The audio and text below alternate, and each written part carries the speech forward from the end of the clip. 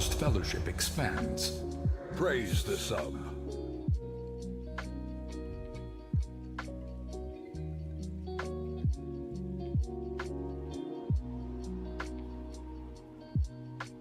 Hello, everyone.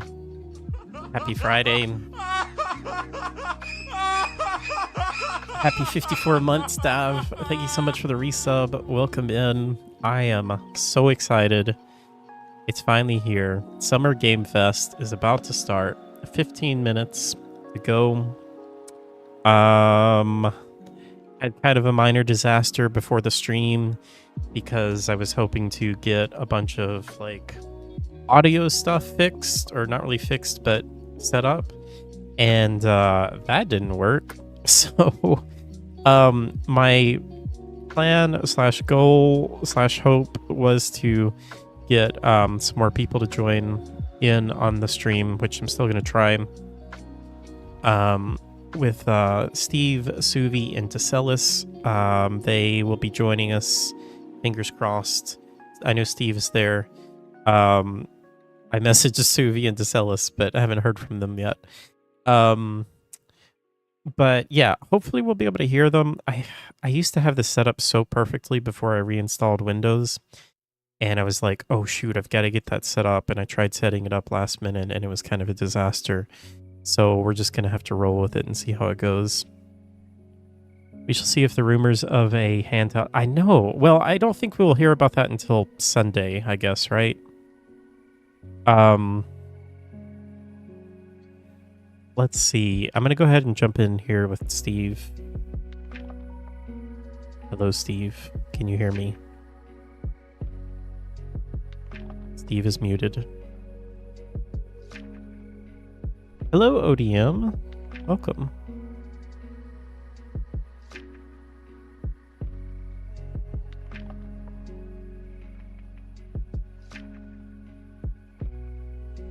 How are you doing?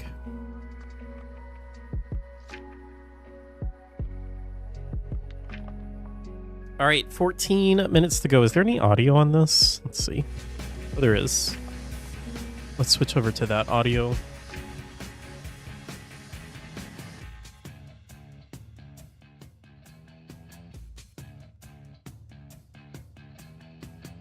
It says you're suppressed. Oh, hang on.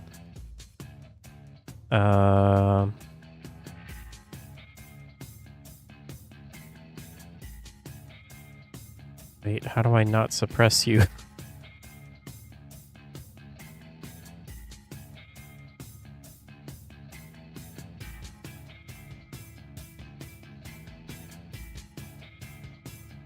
I never understand this stuff.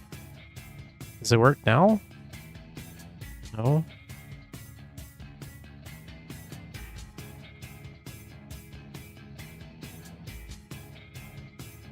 You had 2 surgeries today, Odium?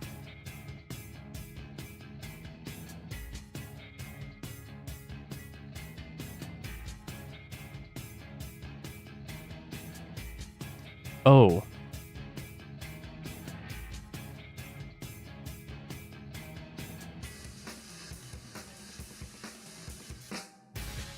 Does it work now? You're still muted. Understand.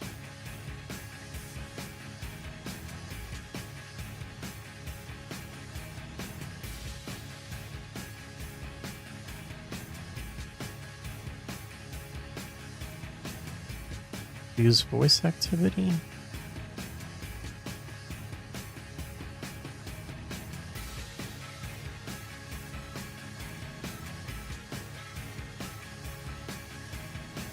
Does anyone know how I give permission to for Steve to speak? I have you set up exactly like Tesselis.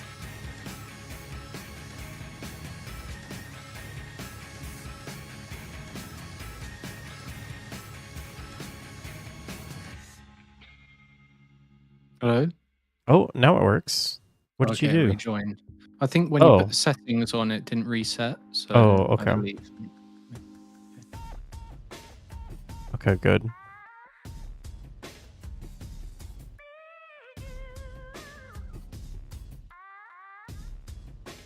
How are you doing, Steve?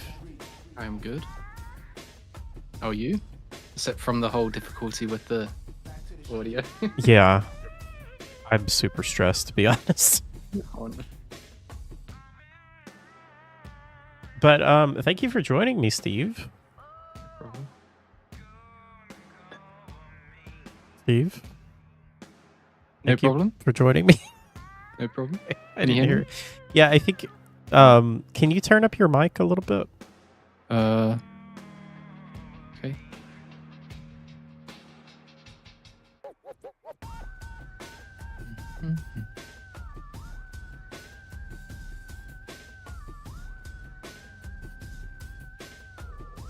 Is that better? I think so. Yeah.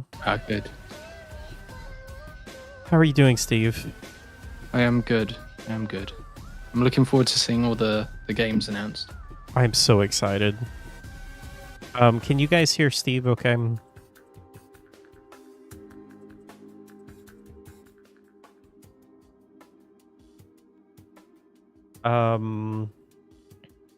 So Steve, this is our first Summer Game Fest together. Yeah. I didn't even know you before last year, Summer Game Fest. What's your history with Summer Game Fest? Have you watched all of them? I've never watched Summer Games. What? Fest. Only EA. E3, sorry.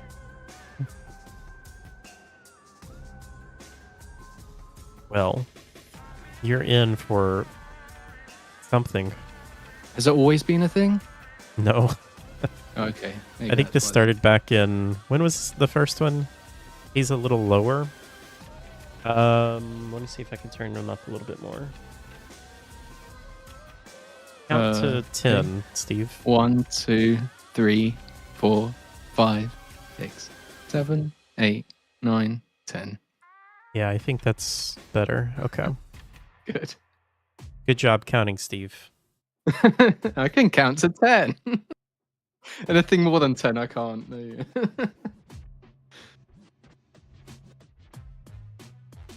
So you've never seen a Summer Game Fest? No. Are you excited? Mm-hmm. What's your, like 1 to 10, what's your excited level? 7. Because I'm hoping it's not like an Oscars or anything where it's all rich people on stage, doing... There will be at least one rich celebrity on stage, I can pretty much guarantee you. Okay, well, yeah, that's probably why I'll put a 7 out of 10 then. Are there many indie developer games shown? There's a plethora of games shown at the Summer Game Fest. So, for those that don't know, Summer Game Fest was birthed out of the death of E3. I'm trying to remember when the first Summer Game Fest was. I think it was during the pandemic. Let me see. Summer Game Fest. Yeah, 2020 was the first one. So, back during 2020, we had this really bad pandemic. I don't know if you remember. Where everyone had to stay inside and no one could go out and talk to anyone. So basically just like another regular day for me. But everyone was really upset because E3 wasn't going to be able to be a thing. And so Jeff Keighley stepped in and said, we're going to do Summer Game Fest, which is going to be our own collection of video games and this showcase that's going to show off all of the games that are going to come out. And so they did E3 and they did Summer Game Fest kind of at the same time. And then E3 slowly died, and now Summer Game Fest has kind of taken its place, but also not really. But the Summer Game Fest, what we're about to watch, is really just like the launch or the launch showcase for what is now E3, which is just Summer Game Fest. But it's been really messy over the past few years. Like, I think last year it was really messy because we had like showcases all throughout the summer, and they're still kind of doing that. But I'm glad that they're bringing things back together a little bit more. So today we have Summer Game Fest, which is kind of the kickoff stream. And then on Sunday, we have Bethesda, Activision, Microsoft, Call of Duty, everything basically is being shown then. And then we have PC Gaming Show immediately after that. And then on Monday, we have Ubisoft. And then Tuesday, we have EA showing off Dragon Age. Yeah. I'm keeping my expectations low on that one, but we'll see. Yeah. Okay, DeCellis will be here in 5 minutes. DeCellis, you got 5 minutes and 50 seconds.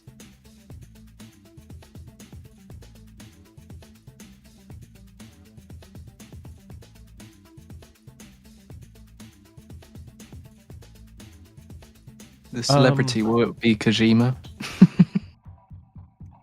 Does Kojima count as a celebrity? I think he counts as like a deity at this point. So do you know about the love affair between Jeff Keighley and Kojima? Yeah. Okay. I've seen it on Instagram. Yeah. Seeing Jeff Keighley just liking every single.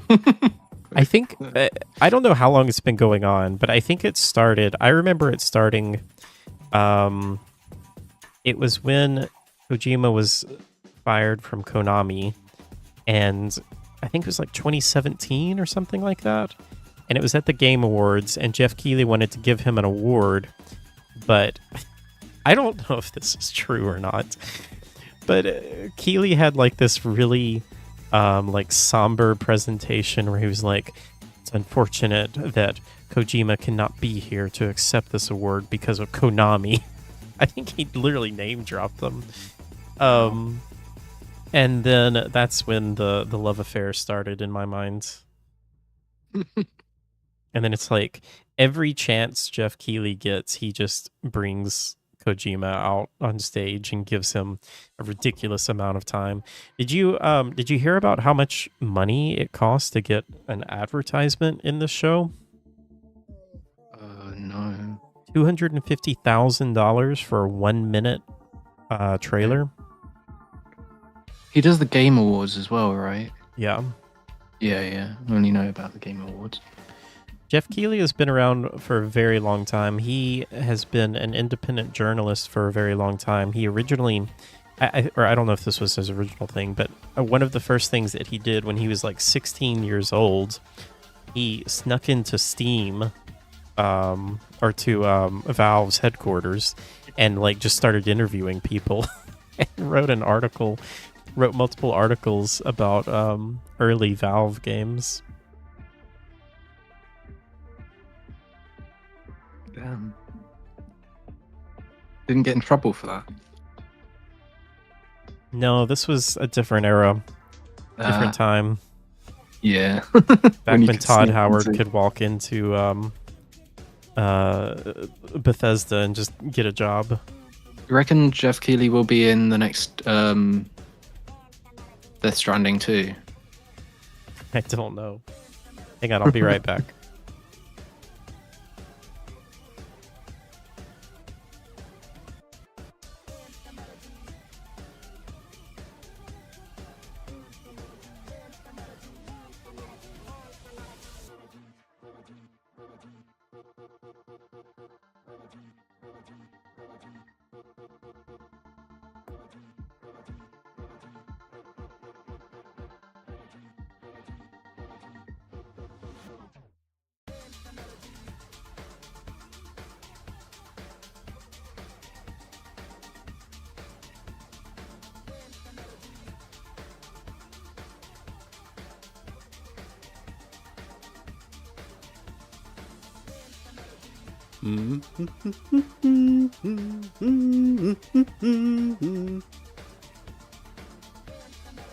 Hello. Yeah, it's my stream now, Dad.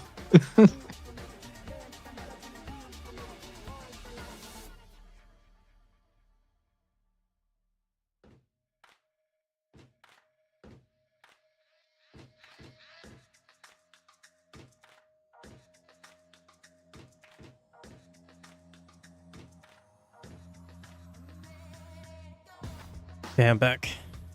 Hello. Oh, I just got pizza. Hello, Minish. Welcome. How are you?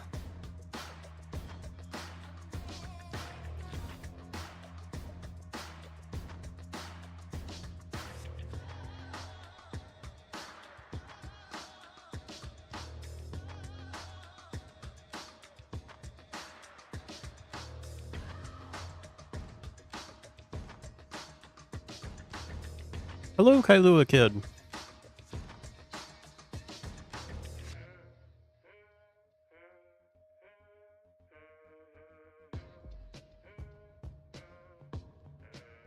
Yes, pizza.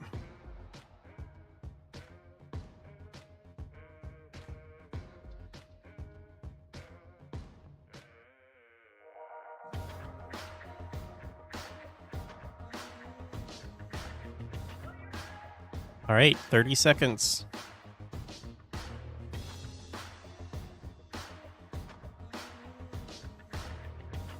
Hello. Hello? Casellas, I made it. 20 seconds to go. Just in time. Are you sharing your screen or am I getting it up on my Oh, own? I should do that, shouldn't I? I forgot. It's been so long since I've done this. Sorry, I had last second. I decided like 4 minutes ago I wanted snacks at the shop, so so I ran there and back. Nice. Okay. You should be able to see and hear it. Let me know if you can't. Please welcome to the stage Oh, yeah. the creator of the Game Awards. Casellas, have you met Jeff Steve? Keighley. I think we talked when we were doing the guess the game, right? I think he Yeah, joined us for one of yeah. those. Yeah. Okay, right. Good. What toppings did I get? Everything. Except for mushrooms. I don't like mushrooms. Hello, everybody. Welcome to Summer Game Fest 2024. You ready to see some video games? Yes.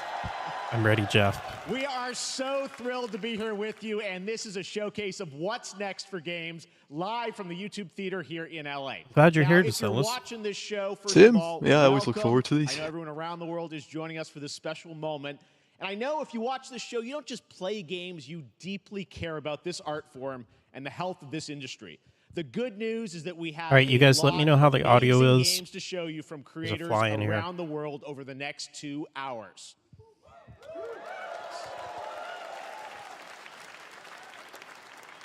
But let's also face it, this has been a tumultuous and difficult year with company layoffs and studio mentioned it. closures, which have Oh, yeah. disappointed all of Everyone us. was going to wonder if he was going to But talk there's about also this. something else happening. Our industry is evolving and changing. And thanks to digital distribution, smaller teams and new creators are finding incredible success.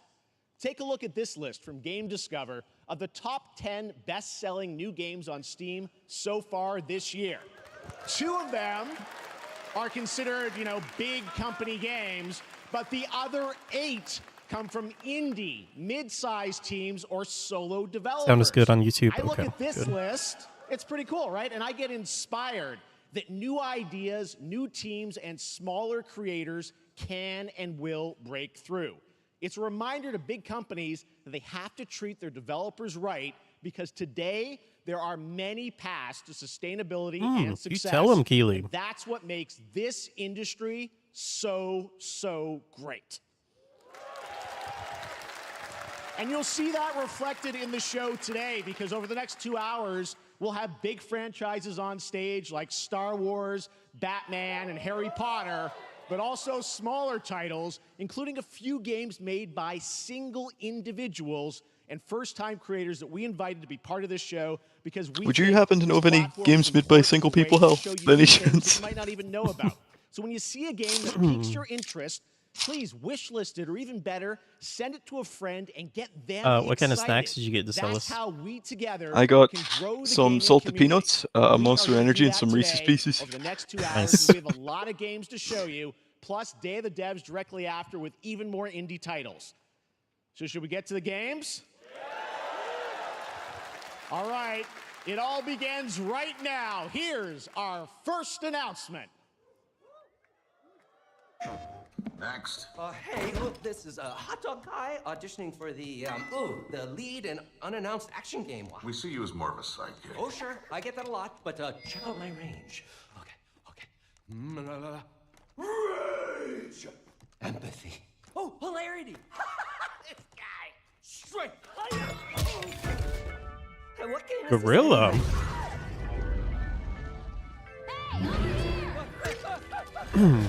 Oh, this was rumored, I think. Hey, neat costume. I gotta get me one of those. Ooh, sandwich. Horizon Lego game. Who is that?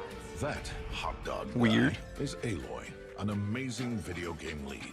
Thunderjaw went mad and is tearing through the valley. Don't worry, I'll bring it down. This is gonna be Yeah, fun. this is weird. Right in the eye. And cut fire attack. A lonely hero, hunting machines all by herself. They're really pushing Horizon, aren't they? Yeah. Lonely hero, hunting with her pals. I think it's probably because, I mean, it's a very good game. I really like Horizon. Wow, what is this place? But Collecting all the one of the shiny- CEOs is the head of the studio, or what was the head of the studio?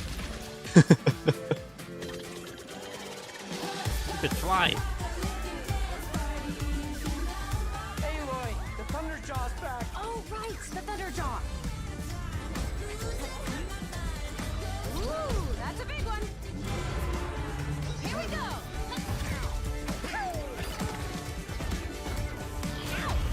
Is it co-op? Down you go. Most Lego games are. I would have guessed. Oh, you want mustard on that? I'm good. Turn the volume up a little bit on the stream. Yes. I don't know many Lego games that are based on other games. I only know that they're based on like movies, Harry Potter, and Yeah, that's true. Has there ever been a Lego game that's based on a game? There you go. Wasn't that fun? That was Lego Horizon Adventures coming out later this year for PlayStation, but also day one on It wasn't PC necessarily and based Nintendo on Switch. another It's a video playful, game per lighthearted se, but story wasn't there was inspired by Lego the world City of Horizon Undercover, designed which with was two-player supposed to be like a competitive Grand Theft online, Auto type supporting thing? couch and online co-op. All right, now we're going to completely shift the tone. I think it was to the that next thing, game but it from wasn't like a Board Banner licensed. Studios, the developers behind They said Chivalry that's coming 2. out For on their next PC and project, they Switch are as proud well. to That's announce cool. No More Room in Hell 2, the sequel to the 2011 award-winning source mod. 8 players start separate in the dark, and it's up to you to find your friends and survive with permadeath. Here is the first look.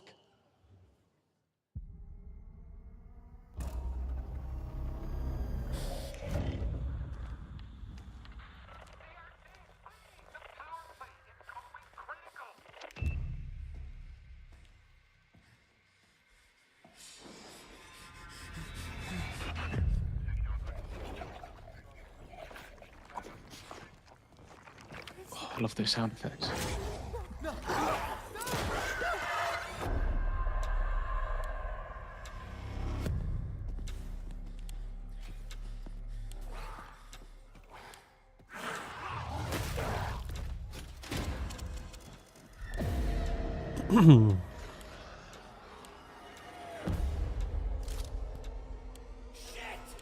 Celis, I'm getting a little Outbreak vibes.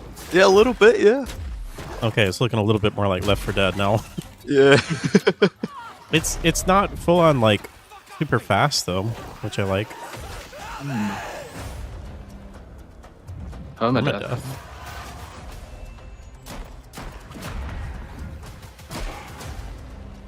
Huh.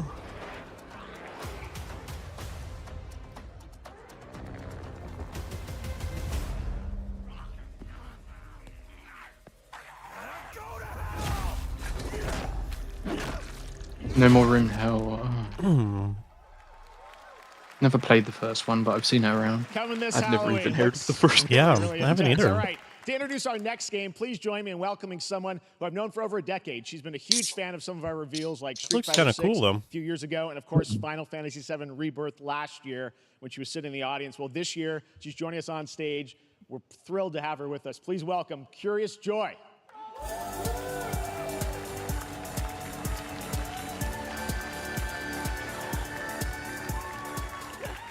Thank you, Jeff. Hi everyone, I am so excited to be here at Summer Game Fest. I'm here with you today to share some even more super fun trailers. So let's get straight to another world premiere.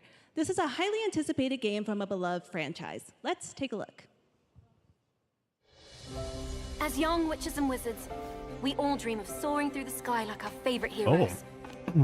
Oh. When it comes to Quidditch, we've all wondered, do I have what it takes to be the next Quidditch star?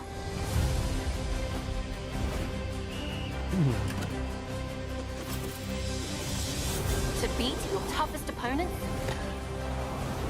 To keep your composure in the face I'm a of bit overdosed on Harry Potter. to chase your dreams at any price. To seek glory for your team. The problem to me with Quidditch is No dreams. it's kind of a too dumb really game. Yeah. big. Do you have what it takes? Do you have the heart of a Quidditch champion?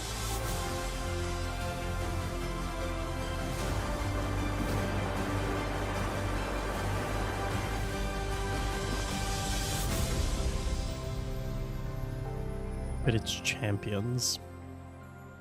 Mm, We think that's free to play. no.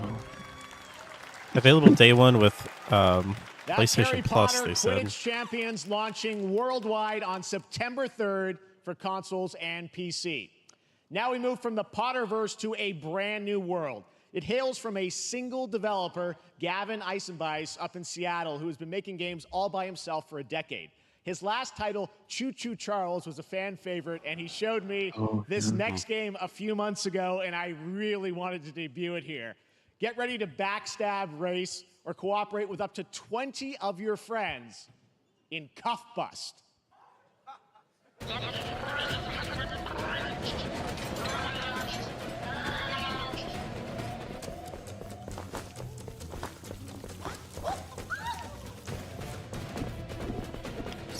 Don't drop the skull.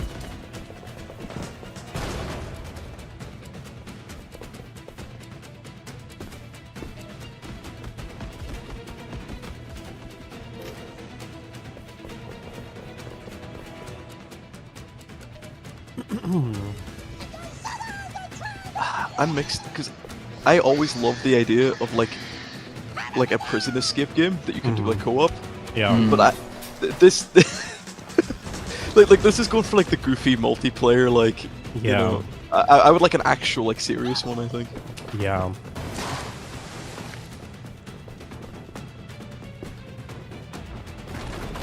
You ever played Splinter Cell Double Agent? I think I may have played a little bit, but not a whole lot. It's got such a good prison escape. Like, So does what was that co-op game that came out like 4 years ago, 5 years ago? oh, the one that you have to play co-op? Yeah, The that was Joseph it. Ferris game? A Way Out. That's what Yeah. it was. Yeah, that's kind of very cool. I still have never played that. Oh yeah, you should find someone to play it. I mean, I would do it. I think it might not be as cool because I know the story. Yeah. But I would do it if you really wanted to.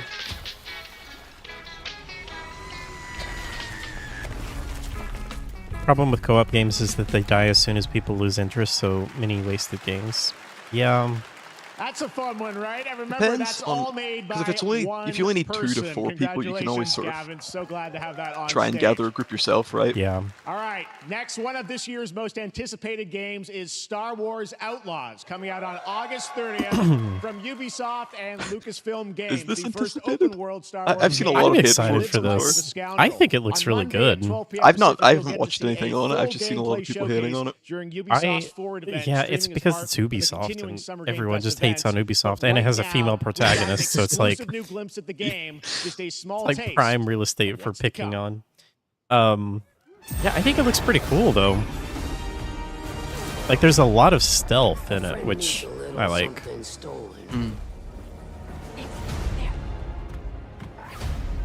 Let's raise the stakes, shall we? You get to work for Jabba the Hutt. Is that a good thing? Yeah, Do people want to work for Jabba the Hutt? I want to work for the Hutts. Was that Salacious Crumb? Yeah, My guy! Yeah, Can you turn on them and just? I think you can. I Get think rid you of get them. to choose.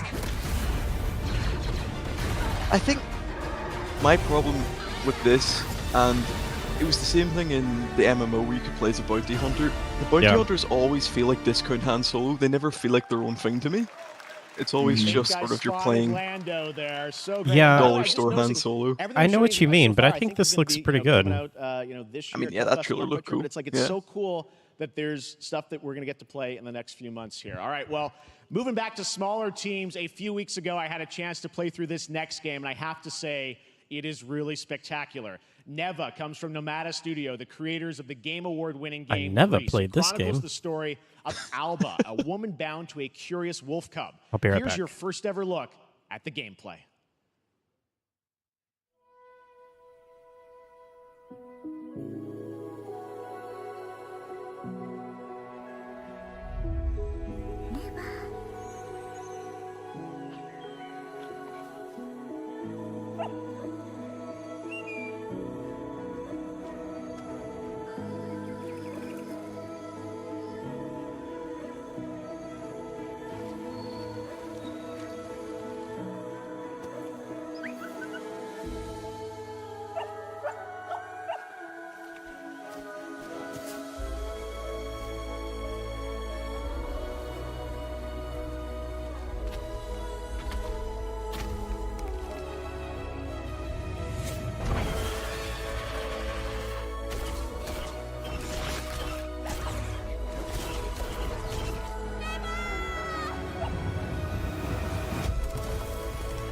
I'm back.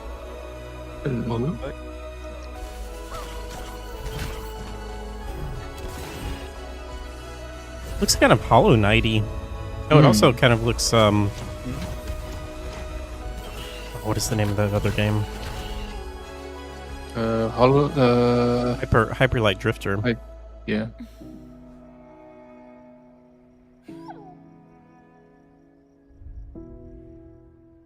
Neither. Trust me, that game is such a true work of art, especially when we get into some of the combat. It is tons of fun to play. And there's much more coming later today in the Devolver Direct, which will air directly after the Day of the Devs on this same stream. So we've got lots more for you. All right, next, it's time for our next game announcement.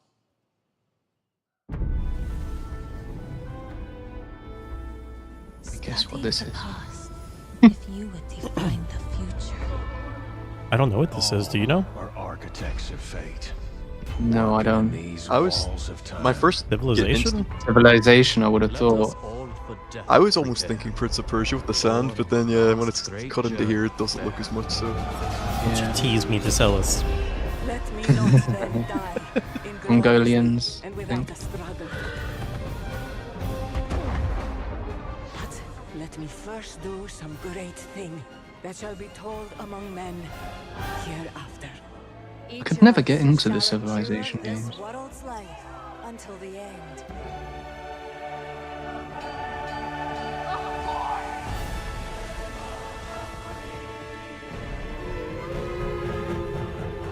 Watch this be like a card game or something. Names shall not be lost. Ah, yeah. It shall be. So it shall be. yeah, Okay. Is this the first official announcement of that? So it leaked today, apparently. Hello, everyone at Summer Game Fest.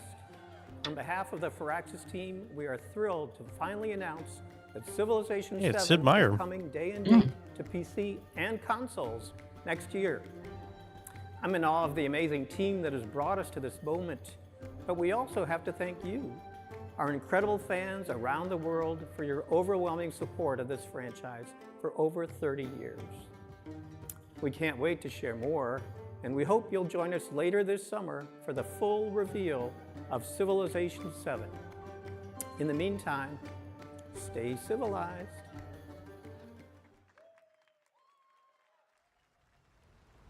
Unless you're Gandhi.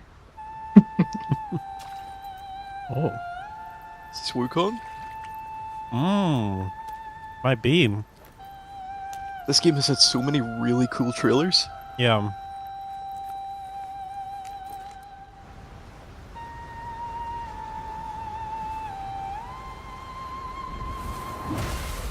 Yeah, this is Wukong. 100%. If this game looks like half as good as it's shown, it's going to be amazing.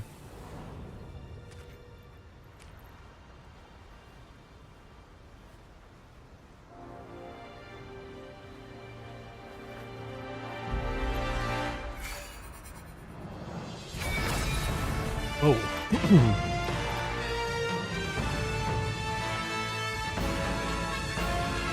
It's ponytails. They gonna delay it? Oh no. Still got the August 20th date.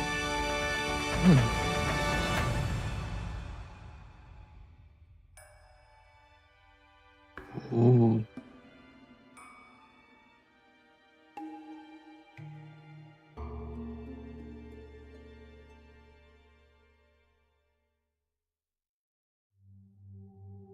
Yeah, I am so curious about that game. Very Souls-like ODM. Deluxe Collector's Edition, yep.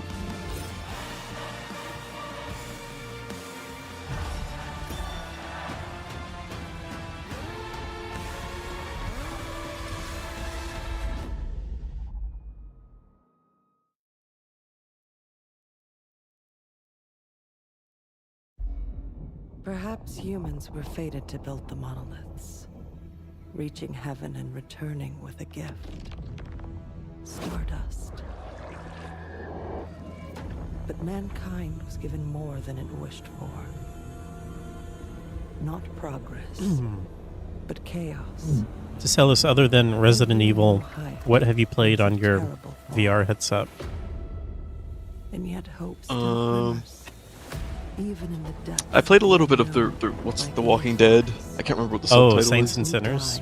Yeah, that's actually very cool too. Yeah. I like that one. Yeah. Yeah, I've seen this game. The smallest creatures show the greatest resilience. Is this still VR?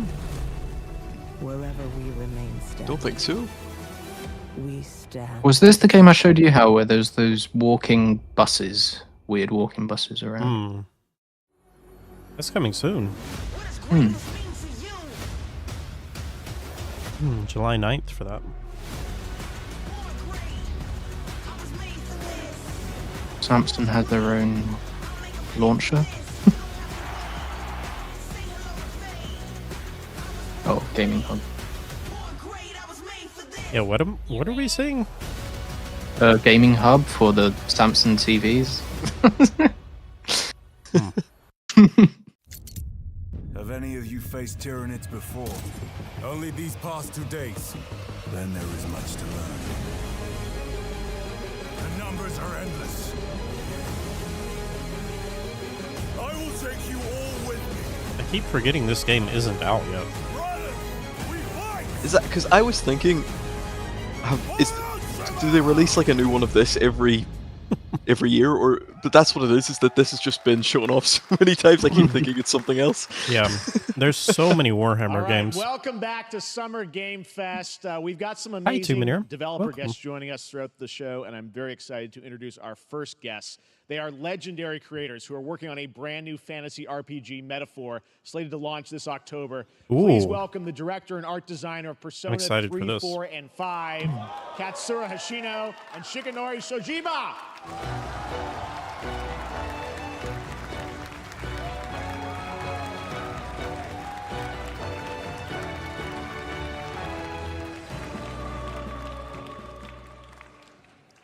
ありがとうございます。アトラスの橋野です。今日は副島さんと一緒にこのステージに立ててとても光栄に思ってます。Thank you, everybody. It is a pleasure to be here. My name is Hashino, and I am the director of Metaphor. It is a pleasure to be here with Mr. Soejima. このゲームはね、アーキタイプという他のゲームでいうところのジョブですね。その姿に主人公たちが変身して明日の未来のために戦うというとても熱い RPG です。This game is an RPG in which the party members transform into their jobs, which we call archetypes. These archetypes allow you to fight against your enemies. アーキタイプは誰もが持つ不安と向き合うことによって覚醒する力です。すべてのアートワークは力強さとオリジナリティを意識して描いています。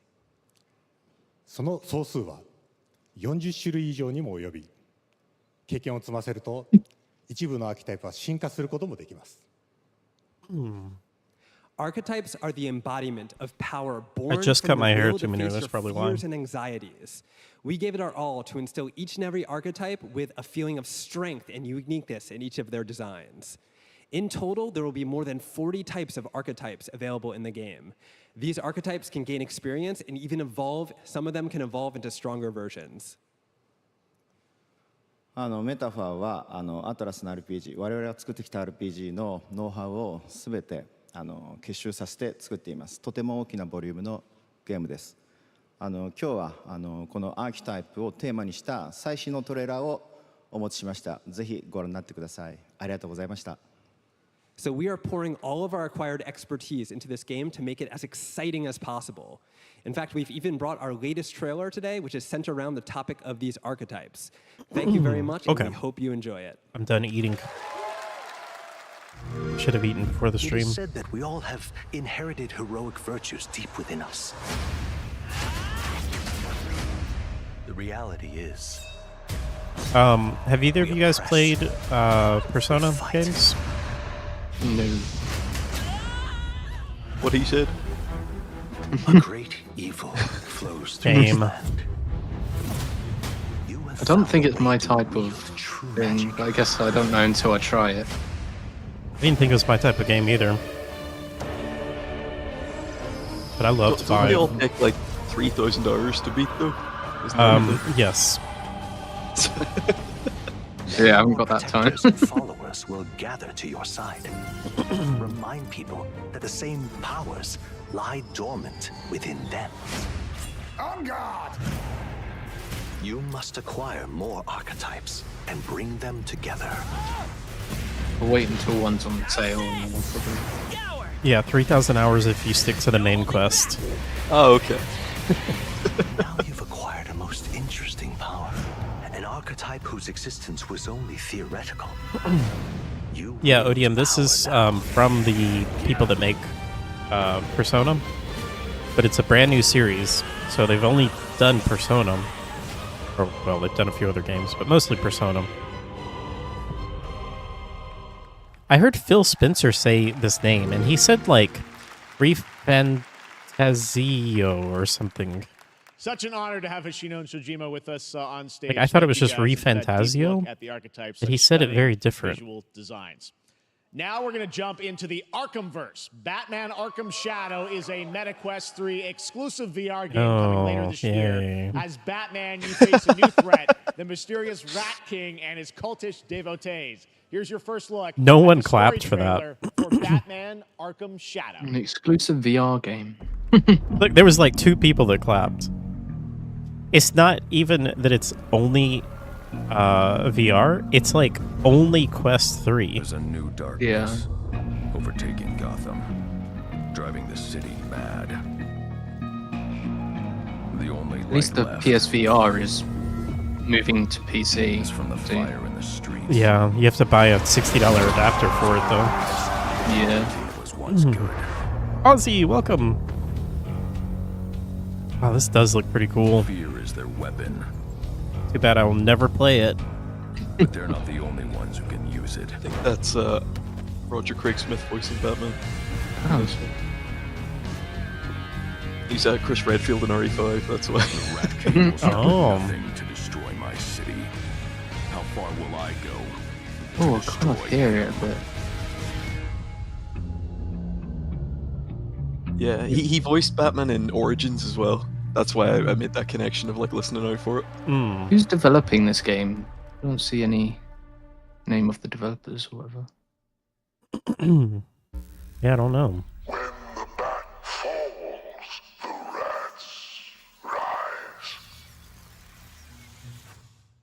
I mean, that looks cool for what it is. Yeah, it just sucks that it's only on Quest 3. I am looking forward to heading back to the Arkhamverse. Now, it is time to update fans on a legendary fighting game franchise. And that includes me. because I have been a fan of this series ever since one of its first iteration and have been playing each one ever since. So, let's How's check Street it out. Fighter 6 going to sell us? It's good. They just had their first season of characters finish releasing. Oh, okay. They're going to announce the new one somewhat. still Speaking of, this is Street Fighter 6. Oh, I was wondering if that was going to be it. Yeah. Yeah, I still really want to play this. Hey, Septimus, welcome. Wait, maybe it isn't? What's Terry doing here? Terry? He's from Fatal Fury. He's oh, there's like a crossover or something. Crossover? Yeah. Oh, is this see Capcom versus SNK? I think. Oh. They have the last time they released one of these was like 2004. Wow. Oh dang! I love CVS too. Oh no, maybe not. I don't know what's happening. I'm very confused.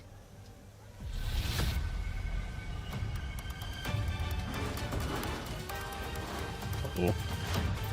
Or are they just having characters from SNK show up in Street Fighter 6?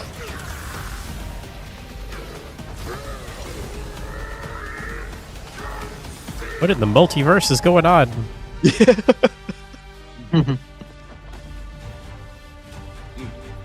That's the World of Warcraft guy, isn't it? Oh yeah, all the fighters from Season 2 are from, or most of them are from SNK. That's very cool. Huh. So not a Capcom versus SNK, but they're kind of doing something like that with the Season 2, I guess. Yeah. I got all excited. Ooh, what's this?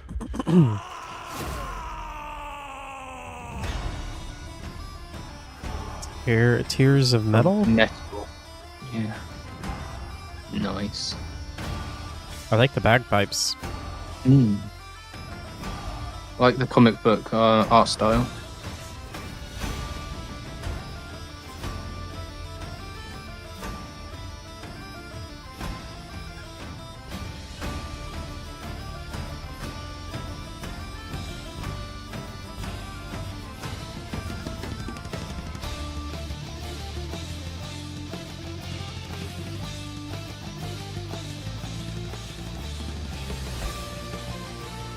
This is like one of those, what are they called?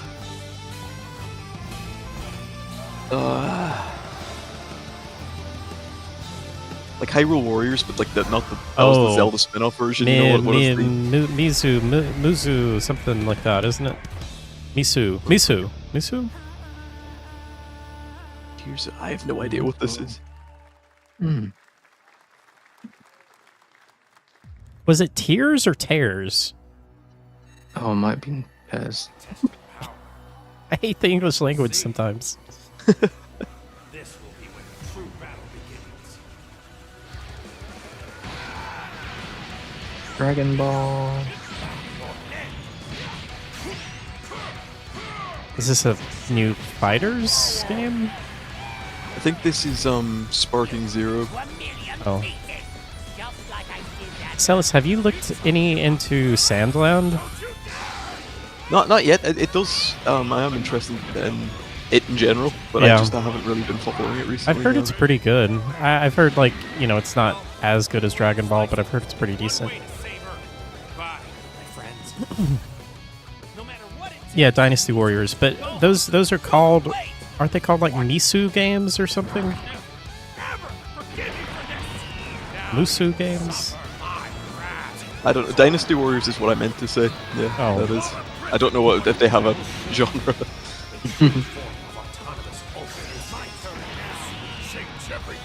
I mean, yeah, this is Dragon Ball.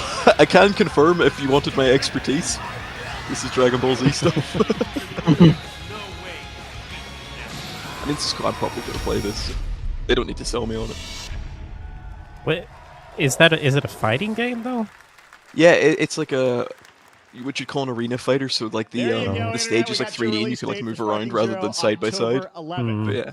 Now we step into the world of Delta Force Hawk Ops, a free-to-play Delta tactical Force. shooter available to play on Free to all play. platforms. Here's a look at their Gross. multiplayer FPS extraction mode. Ugh. So many disgusting words there. Team, rally up.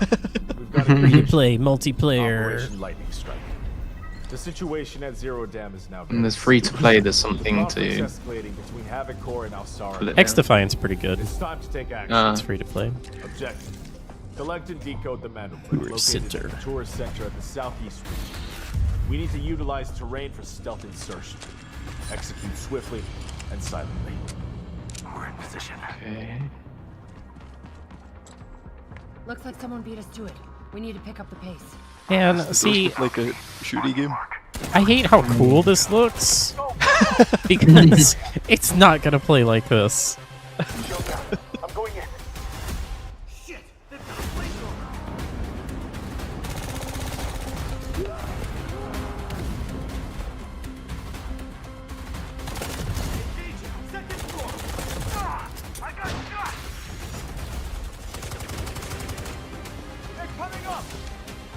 It's not PvE, is it, or is it? No, it looks PvP.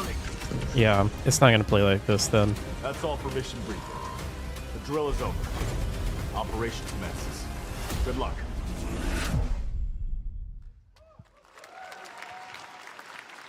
But that Meh. is not all. The game's premium campaign mode, Black Hawk Down, is a reimagining of the original Go game on. that is also fully licensed to recreate moments from the award-winning Ridley Scott movie.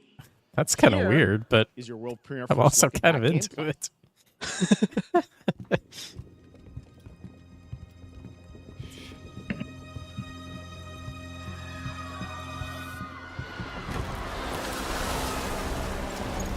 We have a Black Hawk Down. I think I played one of these, but I couldn't tell you anything. Yeah. Which one it was, or like what was happening in it. It was that long ago. Looks a lot like Battlefield. to me. Hey, Brian. Yeah.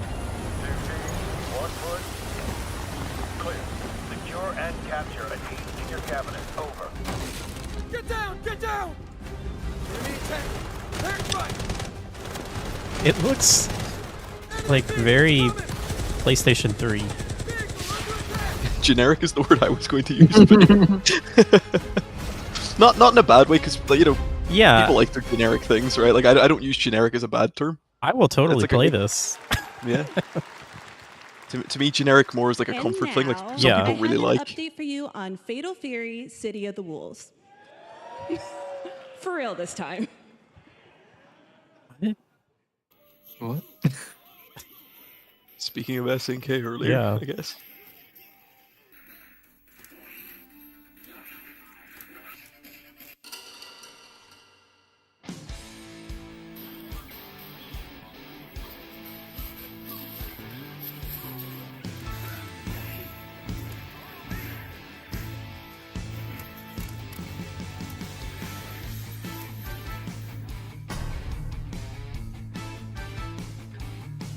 I think this is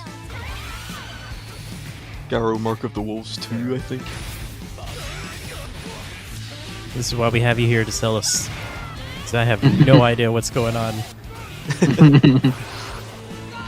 It's there's the Fatal Fury series eventually became Garrow Mark of the Wolves is like the final one, and they're doing a sequel to the final one. Yep. City of Wolves, that one's called, yeah. Oh, that looked fun.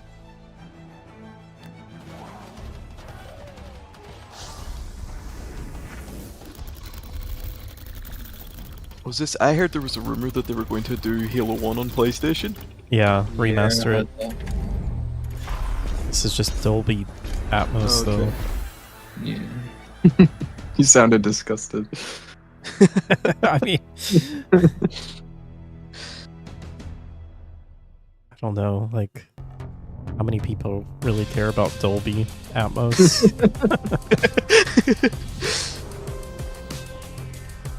There's someone here who that's been their favorite part of the show so far. They're really into Dolby. They're like, yeah! Finally, something for me!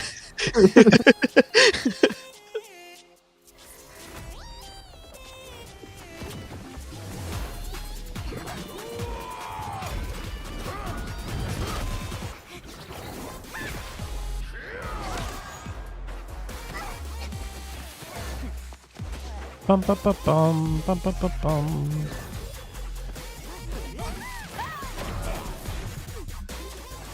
in the world are we seeing here?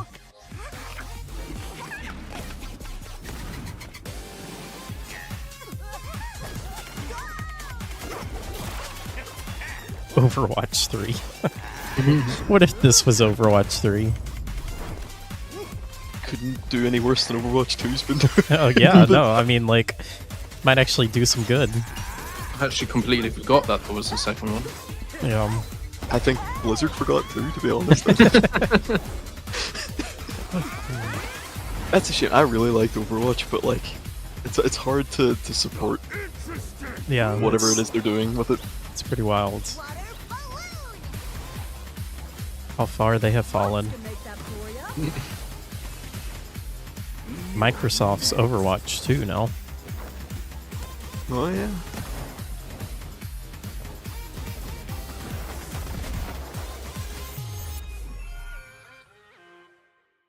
I want to hear of State of Decay. That'll actually come out. Yeah, I could see us. like...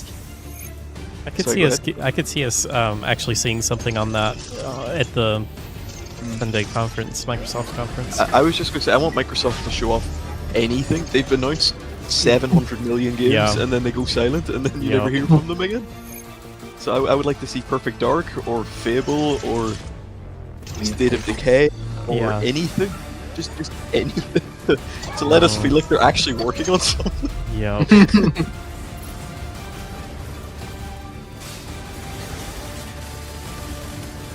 Because it feels like a lot of those announcements were just like a gut reaction to people saying they don't have anything, and they were like, "Oh, we need I think to it was. Yeah. announce stuff way too early."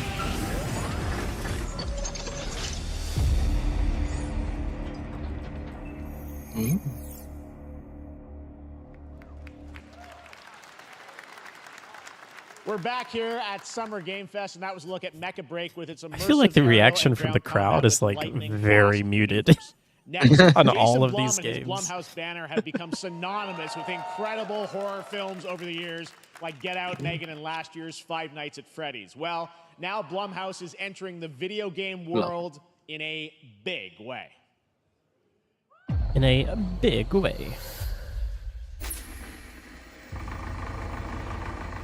Megan Focus Freddy's. Please don't be an asymmetrical multiplayer horror game. Yeah. Oh, what's that sound familiar? Dark times await us. Vengeance will take shape.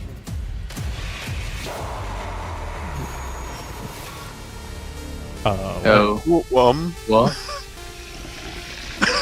Why did they do this to me? Why did it? What is this? Turn into... This is like a. I cannot sleep. I What's cannot that? sleep. What is happening? I must not sleep. Are they doing a collection of multiple games? Oh, okay, okay. And I am scared to death to stay away. I thought it was like Stardoom Valley or something. What was It's like you buy one game and then you select it on the TV and you go through them like a package or something. Okay. Amy, I'll save you, no matter what. Just go Ooh, that home. looks cool. Amy! I like the idea of this then, now that I understand what I'm looking Yeah. at. Help with the case. Like a collection of indie horror. They need a game Yeah. designer. Should have some developer mode. Celis, Yeah? have you played Crow Country? No. You know what it is? I've heard the name, but I don't know what it is. It's pretty good. It's a old school PS1 style Resident Evil-ish game. Just Okay. came out. okay. I played through it on stream. It's good. Yeah, I seen you mentioning it. Yeah. Yeah.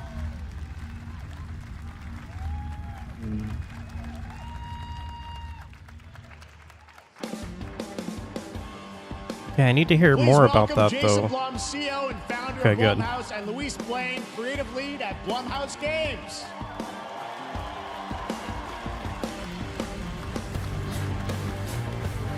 I'm gonna be honest. I didn't realize Blumhouse Games was a thing. Hey guys, didn't so either. you Is that a got recent? yourselves a full slate I there. think so, That's yeah. incredible. So Jason, Okay. tell us a bit about why did you want to get into games like this? What are we doing? Ah, okay. Well, we've been I don't think I have very, seen very that, busy. I'm very happy to be here. Thank you for having us. Thank you guys all. Great to hear the fans out there. You'll all be very happy to know we're working at this very This guy has a minute look. on the sequel of Five Nights at Freddy's. It's coming. You know. Don't worry. Anyway, horror is, to my great relief, getting more and more popular. Our movies are working. It's working on streaming. It's working in live events. And we wanted to try and take our approach to movies and apply it to games. And that's what you see here. We're going to do independent games. We're going to look Ozzy, are you for talking about creators Killer and give them a Clowns from platform and Outer encourage Space? Is these that a? creators to be I think weird I've heard of and it. I don't think I've subversive seen and it find though. the most effed up, scariest things they can and put them into really cool games. Well, they look great. It's a really diverse, cool slate. Luis, I don't tell us trust a bit anyone about- that we wears saw a more bunch than of one games there. What can you necklace. tell us about kind of the overall bunch of games? As you just saw from Does our it eventually site, level out? Like if they wear like 8 of them, it like circles around to being trustworthy again? Yeah. many different flavors. Yeah, if it's like of beer, Mr. which means T there's a level, horror then game for everyone. that's So fine. maybe you're a fan of He's also like nostalgic kind of got like the 90s Nathan Drake thing going on with the blue long sleeve shirt, intense right? first-person Yeah. shooters. Or maybe, Jeff, you just want some bonus murder in your otherwise very cozy farming sim. I think, you know, we as horror fans, we know that there are so many different subgenres to explore. And our independent development partners, they feel the same and they're just as excited, which means What is her we've got psychological accent? nightmares, we have supernatural scares, we I have think she's cosmic Scottish. horror. Yeah, and she's our Scottish. team has worked really Okay. hard to work with global, creative, talented partners. I feel like And she's that means lost for a little us bit of her accent. That we She's probably really not want to- unleashing the full one because then she'd be confusing As Jeff, I we're think. working in indie projects, which means that we can take risks. You know, we can be flexible, and really we can push the limits of what's possible in scary storytelling, and we're so excited. That sounds like an no, it Aberdeenshire. looks awesome, all the stuff you have there. And I know, you know, we'll get into when games are coming out, but some of these are coming soon, Jason, right? We got a good slate. Well, yeah, we're on PC and console, and yeah, we wanted to start with not just one, but we wanted to start with a few games. So you want to tell us about those? Yeah, so Fear the Spotlight is our first release coming later this year, and it really hits our mission statement. It's an amazing 90s horror experience. It's got great characters, a compelling narrative. It's also super creepy, and I think people will be big fans of it, even if you're not normally into horror. And quickly, actually, Fear the Spotlight is getting its first trailer as part of the Day of the Dev showcase, so stay tuned after the show. Directly after. Awesome. Well, I know this is just the start, so we'll probably be seeing you in future years with more from Blumhouse Games. But guys, what do you think of the Yeah. site? Pretty amazing, That's right? that's what he feels like. Jason, Minish. Luis, thanks so much. for being Middle here on class Summer Game. suburban Thank you, dad guys. dressed as All right. CEO. And now, At least he didn't here's come the out world in a premiere like a of turtleneck brand or new something. Power Rangers game with a retro feel. Do you think Jeff Keighley was feeling brave enough to put up his "Please wrap it up" sign this time? Do you think he has that up there? I would do it for badness if I was him. Not no lie, I would. Just because everyone got so up in arms. about Yeah. it. He should do it to himself though. Yeah. Like like the producers should do it to him. Wrap it up, Keeley.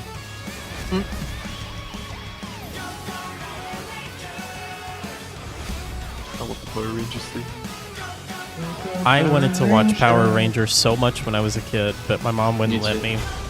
Uh, It was too violent.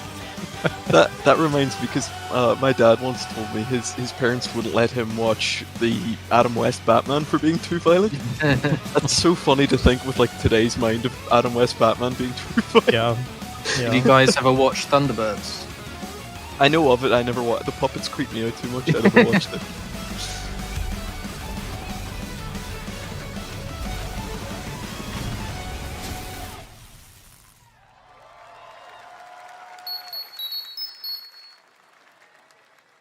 That's pretty cool though.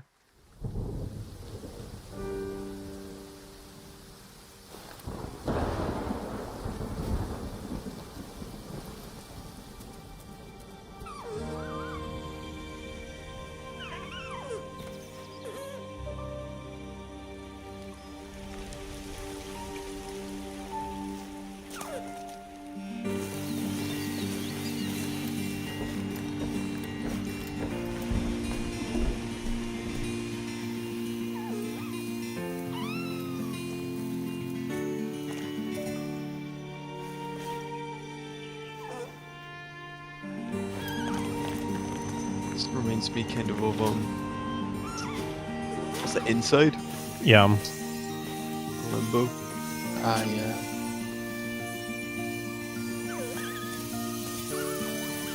The music's giving me Life is Strange vibes. I can see that, yeah. Whoa. What was that? Oh.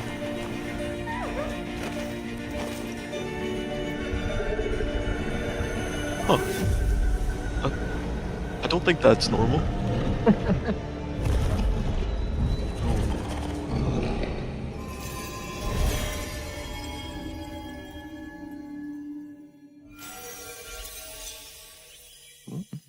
Dear and Boy. Dear and Boy, what a name.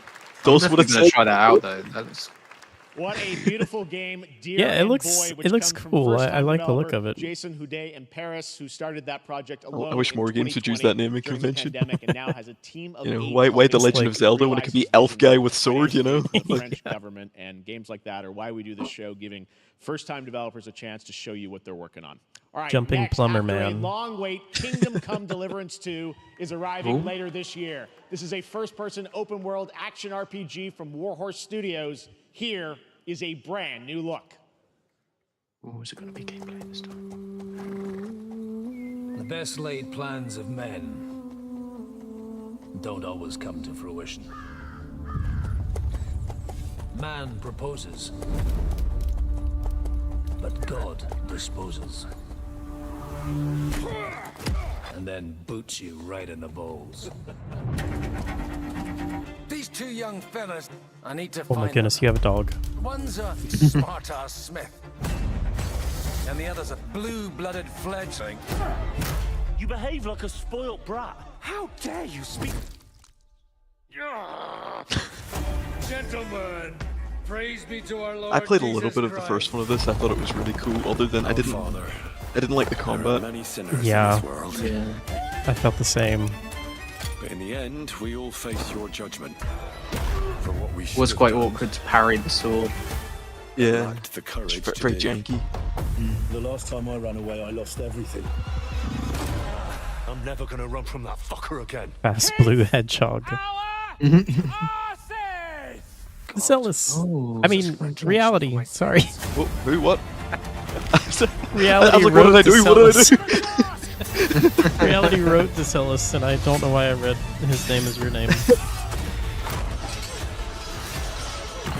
It is a wild DeCellis you hear. He can borrow my name if he wants it. Come on. There can be more than one. More than one DeCellis? Yeah, he could be this LSO. You know, I wouldn't be opposed. No, there can only be one DeCellis. Well, what about that Ellis? You know, we've already, you know.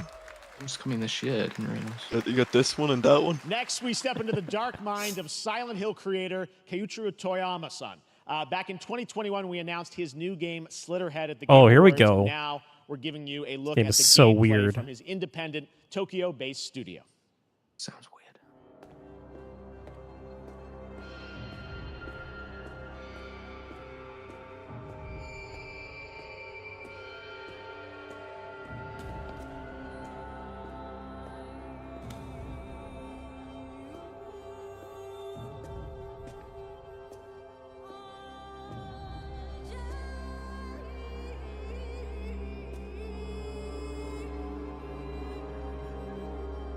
Ooh. Ooh.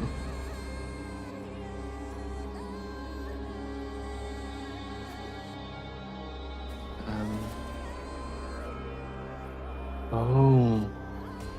This is cool. It's reminding me of another game that has similar mechanic. Watch Dogs 3.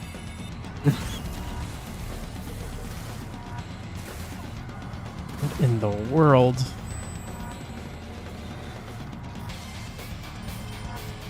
Okay. Ooh.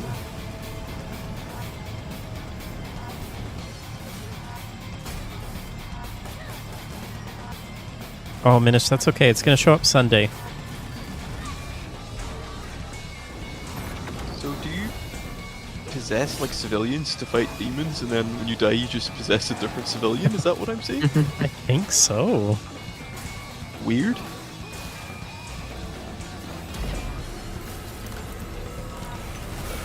But it looks like you can also regenerate limbs. So.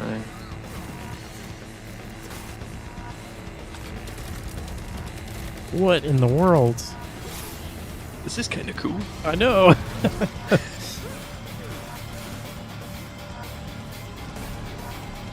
Prototype. I think Prototype did something similar. Yeah, you could disguise yourself as like random civilians. Man, Prototype was so good. Yeah. Hey, all right. That looks great. What is this? That's supposed to be a peanut. Grand Theft Auto 6. Is this still Slitterhead? In the I have world? no idea what the hell it is actually. It looks like an M&M, but a weird looking. That's what I call a dramatic entrance. There's a reason why I'm called Killer Bean. It's because I'm good at what I do. All right, I am 100% in on this. Really? Good. Really good. The John Wick game we've all been waiting for. Yeah. I used to be an assassin for the Shadow Agency. An This is just international like organization powerful enough Max to shake Payne. the world. Until they lied to me and tried to kill me. Now, I'm gonna destroy them. You're the gosh darn idiot who wants to take down the Shadow Agency. Well, Max it is Payne sure nut. nice to meet you before you die.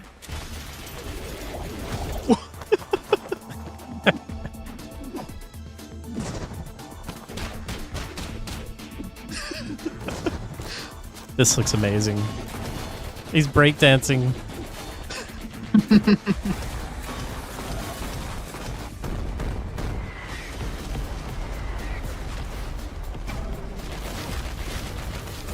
What in the world? There's so much. Made me who I am. What is this? Metal and I Gear? will make them pay for it. Killer Bean. Killer Bean? Oh, it's Bean. That looks Glad pretty you liked cool. That one. Yeah. That was Killer Bean, a third-person roguelike shooter made by another single developer, believe it or not, right Gracious. here in Los Angeles, Jeff Liu, who previously worked as an animator on movies like The Matrix Reloaded. Way to make me feel like a loser, so fun. Jeff. It's amazing what can happen in this industry. All right, to introduce their brand new game, please welcome from the Game Bakers, a small independent studio in Montpellier, France, Audrey Laprince and Emmerich Toa. Hello, Jeff, everyone. I'm very happy to be here.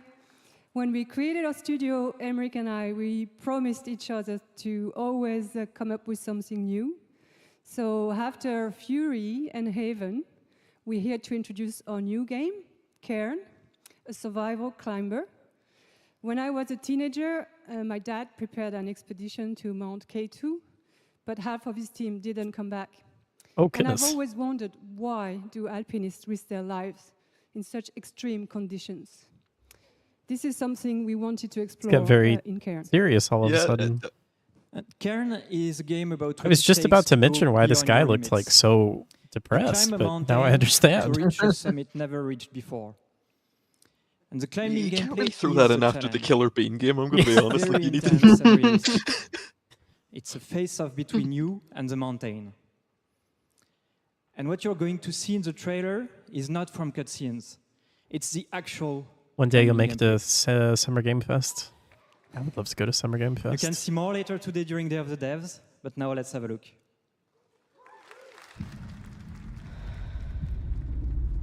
Game Bakers.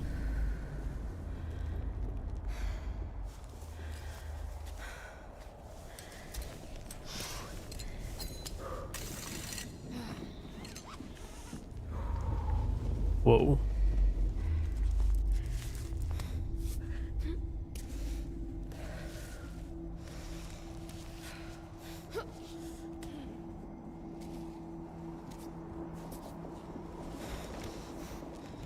If you were Ezio, you wouldn't have an issue.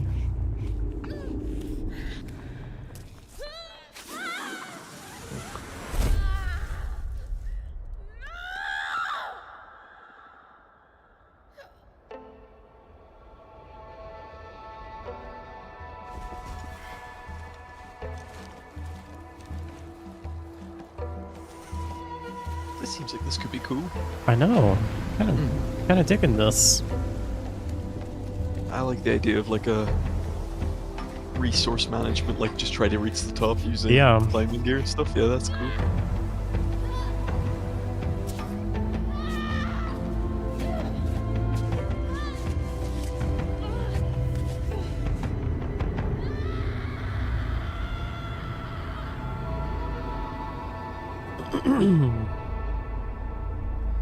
How do you pronounce that? Karn? Cairn, I think.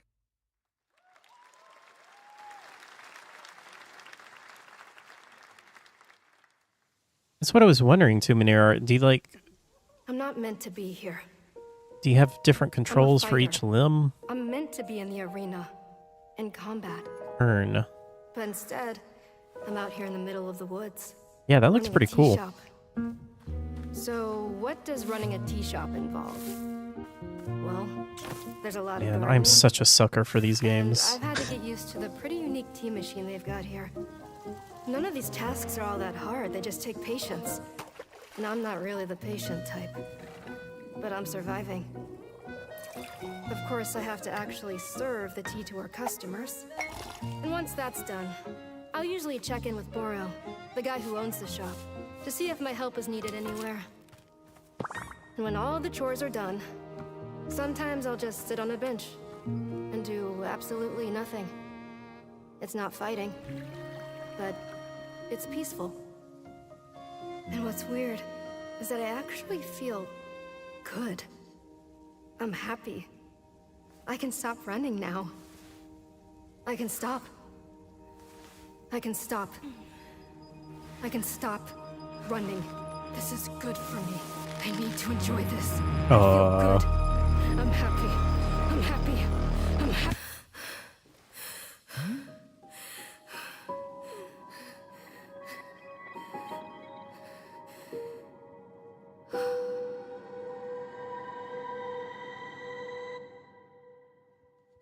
Huh. I'm curious.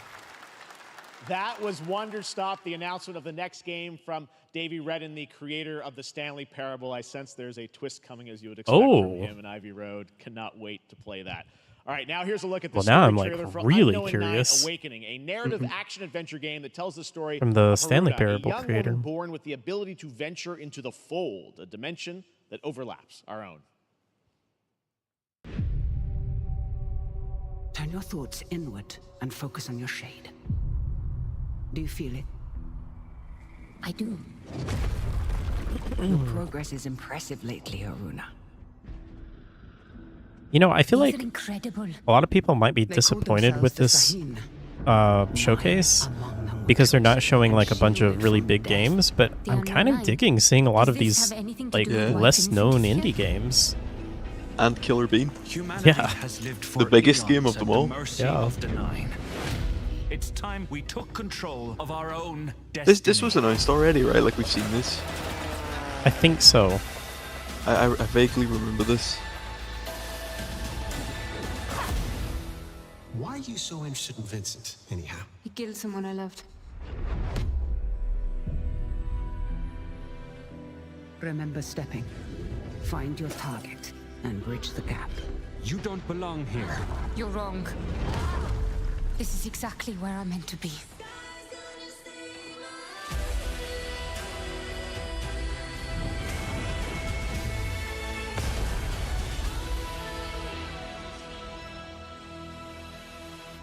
The Fold is a strange place. Vincent found something down there. Sachin.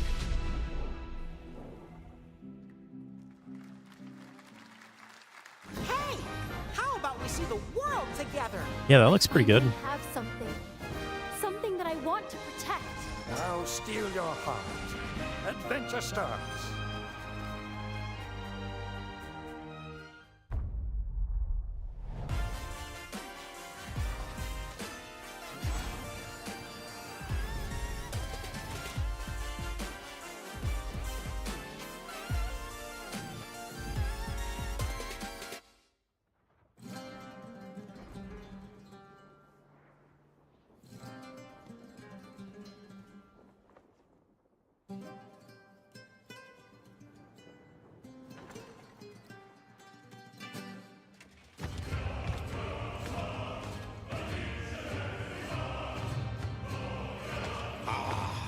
delusion taken form walks into my great hall.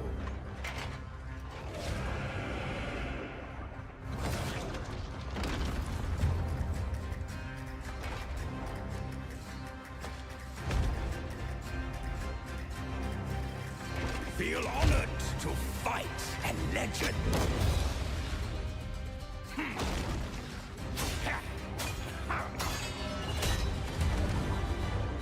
On guard. They say what this is? No, it just cut right into this trailer. Looks cool though. I mean, from the cinematic, right? We haven't seen any gameplay yet. I was listening to Digital Foundry talk about this, and it's so true that I just don't understand cinematic trailers, because you show off a cinematic trailer and then, like, you just immediately set yourself up for failure because your game is not going to look that good, you know? Yeah. And so it's so weird to show something, especially for, like, the first show of your game to be a cinematic trailer, that, like, you're showing something that can just never be as good as what you just showed. There is but one certainty in the cosmos. Change. Demo available now. Okay. Okay, well, I'll check it out. All right, we're back here live for more Summer Game Fest. The first Descendant, powered by Unreal Engine 5, What was that is a called? next-gen looter shooter with dynamic The last cooperative song? gameplay, Something the last including song? a grappling hook mechanic. It is finally set for release, and we're very happy here to debut the new trailer and the reveal of the release date. But anybody else catch the name of that? I can't find Glass Song when I search for that.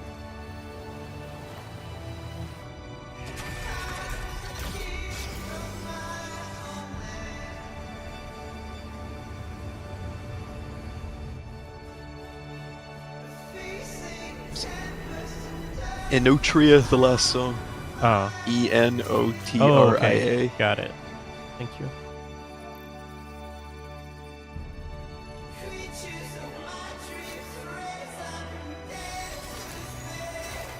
Yeah, interesting. I will check that out. What is this?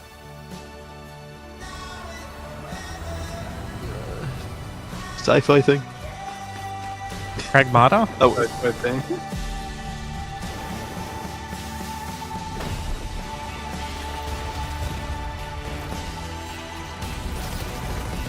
Downloading that now, Kylo Kid? Yeah, it looks interesting.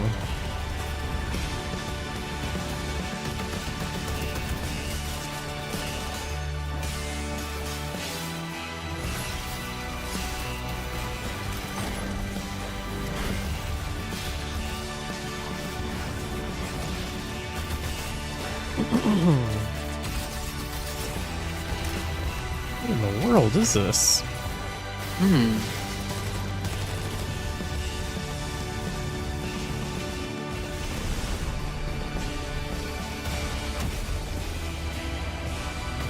Dragon Age 4. It's the Veil Guard. The first Descendant.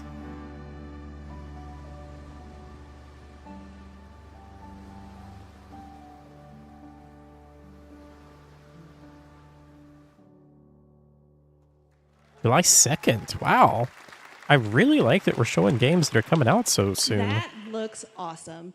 The first Descendant will be available across PlayStation, Xbox, and Steam. Wishlisted now and prepare for the release on July 2nd. And now, please welcome two developers whose hit indie game, Among Us, took the world by storm in a couple of game awards. From Inner Sloth, here are Victoria Tran and Forrest Willard.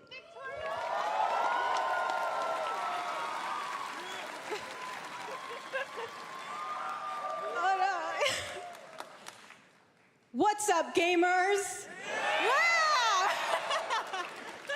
Can you believe they just let us be on this stage? Like, no chaperones. Like, I know. Can we announce something totally fake? Do you like- think they'll let us do that? Among Us 2? Among Us 3?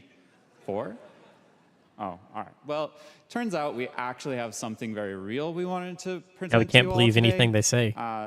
There's been so many great indie games in recent years, but it's also been no secret that it's kind of a rough time in the industry.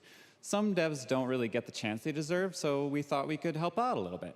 That's why we're excited to announce our side project, Outer Sloth, an indie game fund we made that offers the kind of deals we would have wanted back in our less popular Among E days.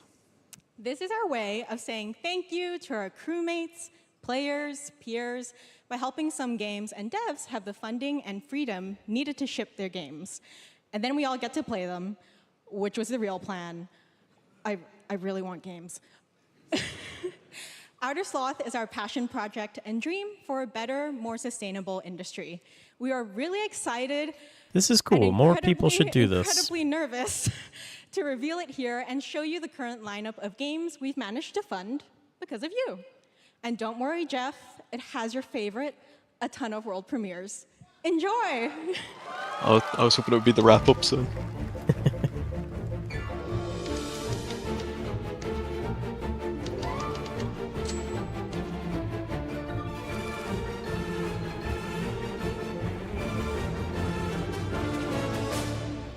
Hi, I'm Ian from Shapeshot, and you may already be playing our first game, Mars First Logistics. This looks We're cool. Trinket Studios, creators of Battle Chef Brigade, and this is our card battler RPG, Battle Suit Aces. Nope, not for me. 80%, and we're making the Marsfield Archives, a game about building and exploring connections. This looks cool. We're Midnight Munches. We just This doesn't released look a demo cool. for one-button bosses, or boss rush game with a single button to press and a ton of bosses to beat. Hey, I'm Husband, game director This looks of good. Dustcrafts, and this is Road Eclipse, our epic spaceflight action roguelike, where you'll have to customize and master your starfighter, take on merciless armadas, Totally judging everything by its cover. super destroyers. By the first frame. Yeah. And we do have one more game that's very early in development. Hi, I'm Eka, creative director of Outer Loop Games. Anytime a trailer has a spaceship in it, Hal, I picture, you know, the Leonardo DiCaprio pointing at his TV meme? I always picture you like that, and you see a spaceship. For local communities. Fight off corpos, discover new dosa recipes, and reunite with your strange loved ones for one last meal. Project Dosa is a game about life, death, love, and food for the soul. Reality met this guy. That's cool.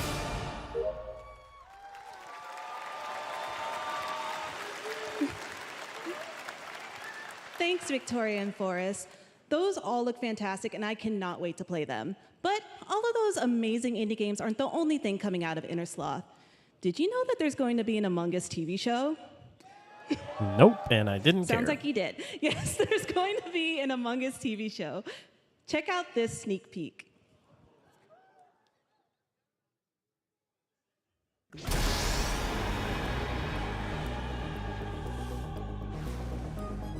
That's really cool, Reality. Oh, it's animated. That makes. I was kind of hoping it would be live action. I feel like that's the only way it would tempt me to watch it, is if they were trying to recreate Among Us in live action. Because that sounds like a disaster in a good way, you know what I mean? Isn't that just Battlestar Galactica? Maybe.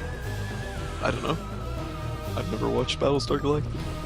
Yeah, I think Battlestar Galactica. I don't know if that's like the original, but that is like there's a secret robot that looks like a human among your crew. Spoilers? Yeah, I mean it's kind of like the whole premise of the show. Okay. Up next, we have Sonic X Shadow Generations. Isn't it the Thing as well, the old horror movie? Oh yeah. A definitive greatest hit collection Spoilers. of 3D and 2D levels from Sonic and Shadow's history. Now it's time for a glimpse of Shadow's brand new powers and gameplay from a standalone campaign, as well as the official release date announcement. Nice.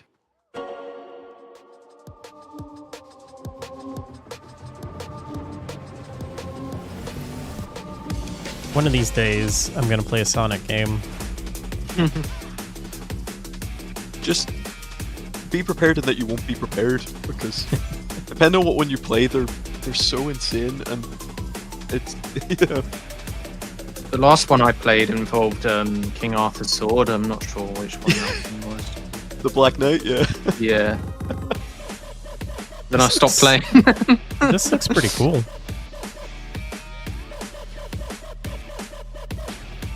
My favorite is still there was the one Shadow the Hedgehog spin-off. This guy. And the intro cinematic opens with him loading up an MP5 submachine gun, and it's to this day the funniest thing I've ever seen. Because they're playing it so serious, like he's John Wick or something. But it's Shadow the Hedgehog.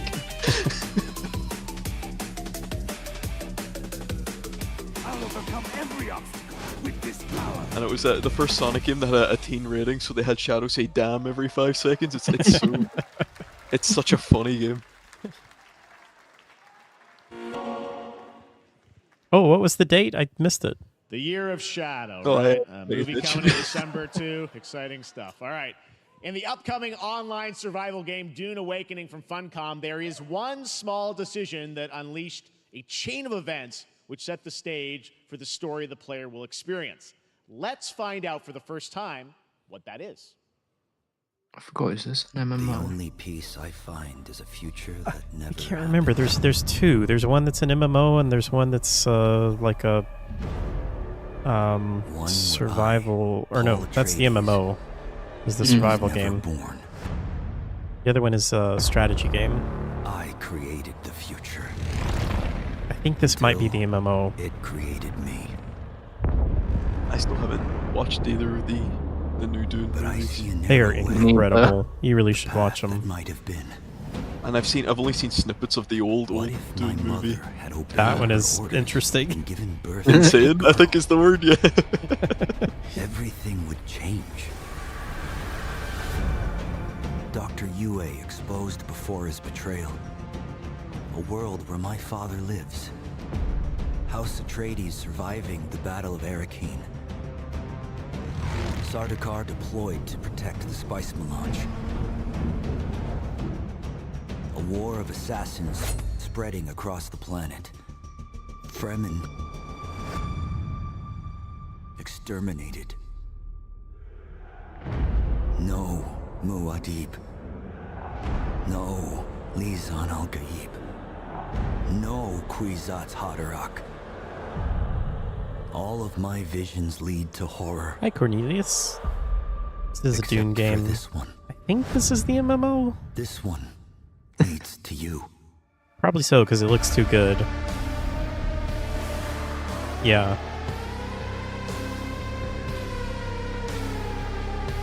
Every game series will have a subtitle of Awakening. It's like Revelations. There's just something about Awakening and Revelations that game devs love Now it is to time name to see things. the announcement of another new game from a brand new development studio.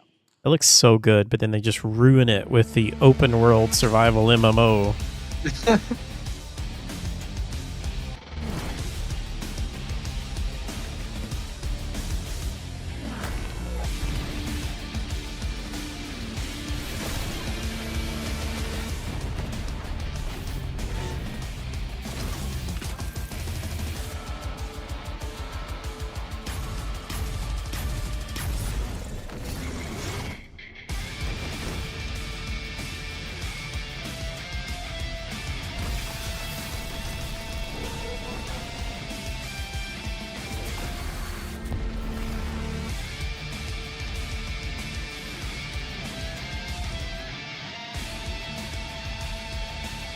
What are we seeing here? Yeah. Apparently a new game from a new dev, yeah. Battle Aces. I don't. To tell us more about Battle Aces and show you the gameplay, here's David Okay, yeah, that's what I was going to Kim ask. from Uncapped Okay. Games. Can we Thanks, see what Chef. the game actually is though? So Battle Aces is the RTS game for everyone. It's for I would players not that have are guessed that brand was new gonna be an to RTS. as well as RTS veterans. We really want to bring the core fun of RTS to everybody, kind of like how games such as World of Warcraft did for MMOs or Hearthstone did for card games. So Battle Aces is an action-packed army versus army game that has a high emphasis on the strategy. We want to bring this type of very specific RTS fun to players in two major ways. Well, that's cool. It seems like I don't really care anything about RTS, but it seems like everyone is craving RTS games. And what makes Unit decks very cool is not only my will brain players doesn't work be for able them. I to need define the my exact way strategy that games they to be wish to turn-based so I can Yeah. process. Also, players will be able to Yeah, I have to experience an endless, micromanage everything. possibility of strategies. Second, My we brain want also to doesn't work that eliminate fast. the tedious clicks required to play an RTS as much as possible, so that players playing this game are experiencing only For me, the there's fun just too parts much going of on at playing an once. RTS game. Yeah. So, if you want to learn more about Battle Aces, or if you want to sign up for our beta test that's coming up very soon, then please make sure to visit our website at Oh, this guy was playbattleaces.com. one of the leads on StarCraft Thank you. 2. According to reality. Thank you, David. That was fantastic. All right. Our next premiere unveils the exciting new destination for a Stormgate? I don't game know that too many. shadow dropped at the Game Awards last year, the Finals, with its unparalleled destruction wrapped in the world's most deadly game show. Now, after dozens of updates in 2 seasons, we're unveiling where contestants will be going in the all-new season starting next week on June 13th.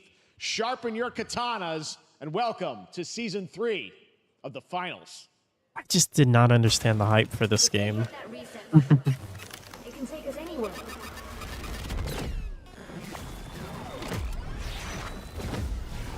The last time I played this was with you, Hal.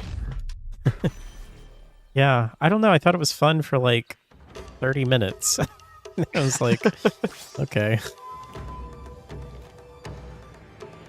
I mean, I also was not good at it, so that's probably part of the problem.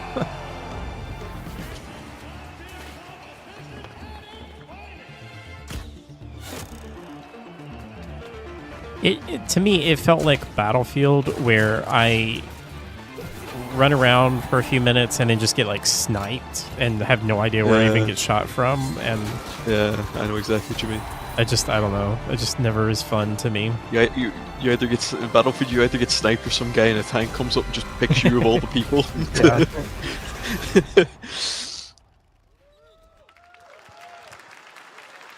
The Finals in Kyoto. All People aren't talking about Please Apex welcome anymore. multiple Game Awards winner and a I dazzling think Apex Game is doing Awards pretty good. I think performer, it kind if of I do has say so like its myself. own, Sam Lake from Remedy. group of people. It's the funny guy from Alan Wake. Funny guy. Yes, he watched Courtesy go on. He's doing the funny dance. Yep. I think that's enough. Thank you. I haven't even played Alan Wake 2, but I've had that song stuck in my You head see, since the Game Awards. It's so This good. is now the only way they let me come on stage to tell you something exciting news about Alan Wake 2. All right, Many of DLC. you have been posting your Remedy game collection pictures on your shelves with Alan Wake 2 so far digital only, sadly missing. Well, we are excited to announce physical deluxe editions Nice. and physical collector's editions for Alan Wake 2 coming this fall. I You hope can it's lock not in all your they're copy announcing. starting tomorrow. Next, we promised you some expansion content There we for Alan Wake go. 2, right? I'm thrilled to introduce you all to Night Springs. Oh, yeah, I forgot about this. It contains 3 episodes with 3 familiar Yeah, but too many fan-favorite people have been playable begging for a characters physical release, so I in mean, I get why it's a big mysterious, deal. terrifying, and quirky what-if scenarios. It was a chance for us to really go out there, as if we already didn't. Night Springs will be playable Now? in less than 24 hours. All right. Tomorrow. Why can't it just be now? Thank you. Now, with this world premiere, I invite you to step into Night So Springs. Night Springs is like the in-game TV show that is like Twilight Zone. Okay. I was about to say, do I need to look away? Is there spoilers? But it doesn't sound like this will be spoilers. Yeah, I don't think it'll really be spoilers. Okay. different every time we set upon the road. Because I have been meaning to get to Alan Wake 2. I need to replay the old one. And American Nightmare, and apparently the other one that's not Alan Wake. Control, is it? Yeah. And the DLC. Yeah. I'm in danger. Please, my #1 fan. You're the only one who can that's cool. Yeah, I did that lady to Dead by Daylight. I forget her name. My love. Wait, really? Yeah, she and Alan Wake were both in Dead by Daylight. Strange. Oh. I was the only one who could Okay. save the writer and the very soul of literature. Oh yes, this looks great. Cool. Music. Something is different.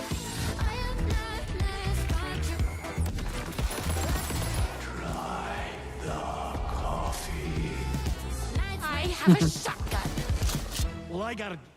Wait, that's a real shotgun?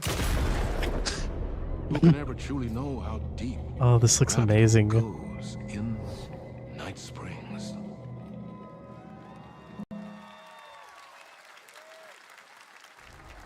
Through the endless tides of time, they've come to these mythical shores, seeking mastery over death itself. This to do with their MMO. They released ages ago. Alright, what is this? I have no idea, but I thought it was related to the MMO that they released ages ago and people kind of forgot about. Who is they? Amazon Games. Oh. Ancient mysteries awaken. Where heroes What was the name of that? I can't remember. It's like right on the tip of New World, that's it. Yeah. This is eternal. Ah, it is. Okay. Eh.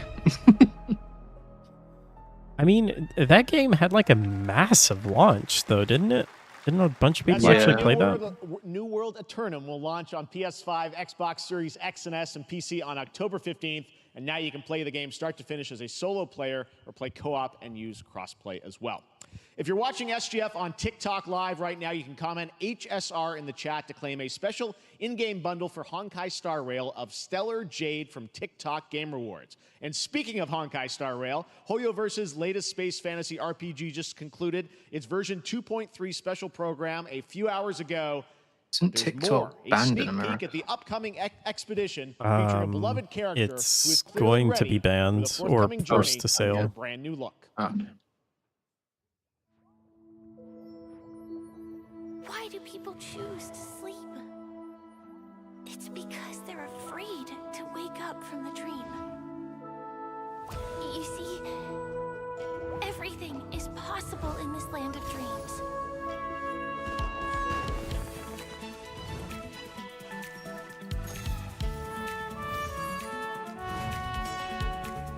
The nightmarish past will disperse and fade away like bubbles in water. In the future, Has anyone played any of these games? This one or what's the other one? Genshin? I played like an hour of Genshin and decided I didn't like it, really. Yeah, same. I mean, I didn't hate it. I didn't hate it either, I thought it was... I thought the start was too slow for like... Because it was kind of generic. Yeah. And it was like really slow going, and I was like, I'm not putting this much time into letting this game open up just for it to be That's the thing. what it is. You know? Yeah, I feel like you have to invest so many hours into it. Yeah. Because in the end, Hi, Fraternal. I'm very excited for Elden Ring DLC. I have no idea when I'll play it, though. war dance? I can't miss out. I'm joining too.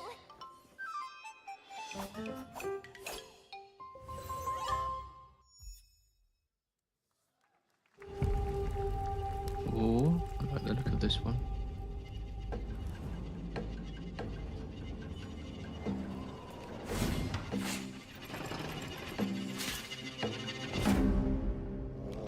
Oh, Dark and Darker. Ooh, why does it look like a VR game? Why did those skeletons have blood squirt out of them? It was bone marrow. Okay.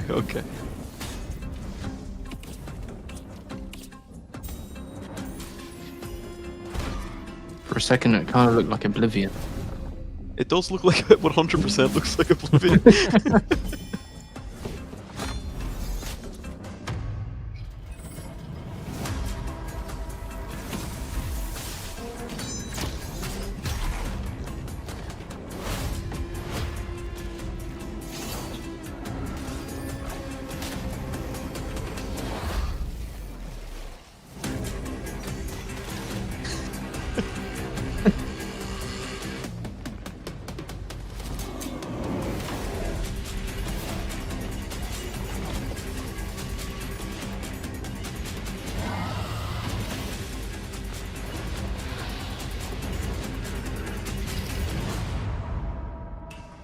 Oh, it's free. Okay.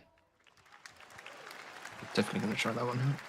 Combat in first person just fantasy FPS always looks dungeon very janky. PvPvE adventure Dark and Darker is now live on both Steam and Epic Games Store today. So play it this weekend. All right. It makes me nervous Lots that of it's fans are free, joining us here though. in person at the YouTube Theater, and we thank you for that. Microtransactions. Ahead of the show, 4 lucky fans were upgraded to our VIP section thanks to the Discover Orange Ticket upgrade. With Discover, you don't have to be a VIP to be treated like one. All right, now here's the announcement of the release date for Capcom's upcoming Kunitsugami. Oh, it's Path of the PvP, Gods. PvPe, PvPe. It's a lot of P's. PvPvE. PvPvE. Quadruple P.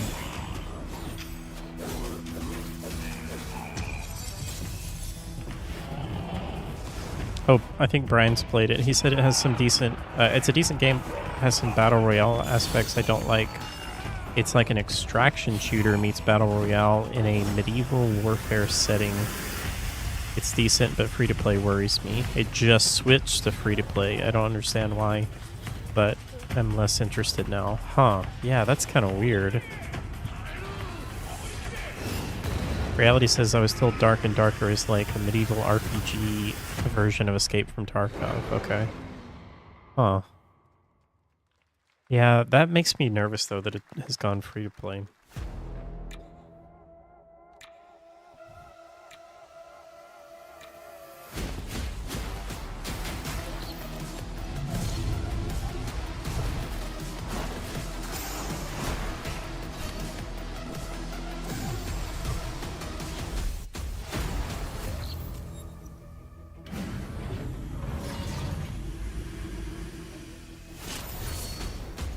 So obviously my reaction is, that sounds awful.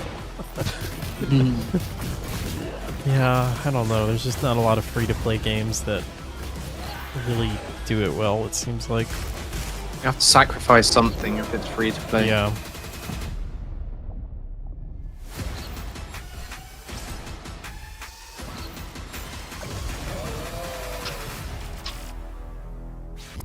Hyperlight. Oh, that's co-op now? Oh, and it's coming early access. Oh. Oh, is this like what's the famous one? Oh, is it like the co-op one where you like have to drag the people around? Yeah. Gang Beasts or something, right? Yeah. There's multiple. Yeah. Kind of thing. We played one of those. I think. It was Party Gang Animals, I Beasts. think it's called. I think it's Party Animals. Maybe so. I think we played Gang Beasts.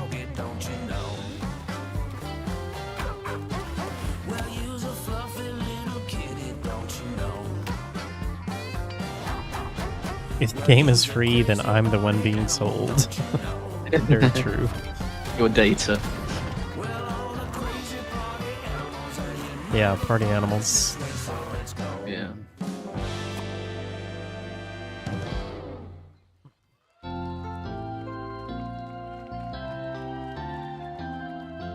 We know you may have heard the stories about the fine people here at MCorp, so we wanted to take this time to dispel any of these completely unfounded rumors and allegations and reassure you that things here at MCorp and the city of San Amsterdam have never been better.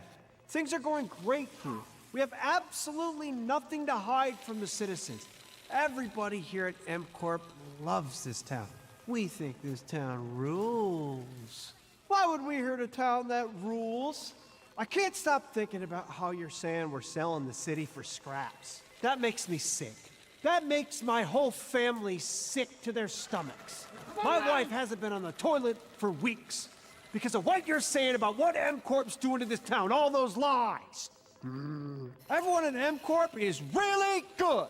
Stop crying, all right? This is business. Look around, pal. This is how businesses are run. Now, you should have known that when you were hired on, okay? Jack, tissue. Is it Microsoft talking to Tango? Too soon. That's not about this. That's a father and son. That's actually a home issue. We love it here at M Corp, and we are not going anywhere. We'll be here a long time. Fine. Nobody panic.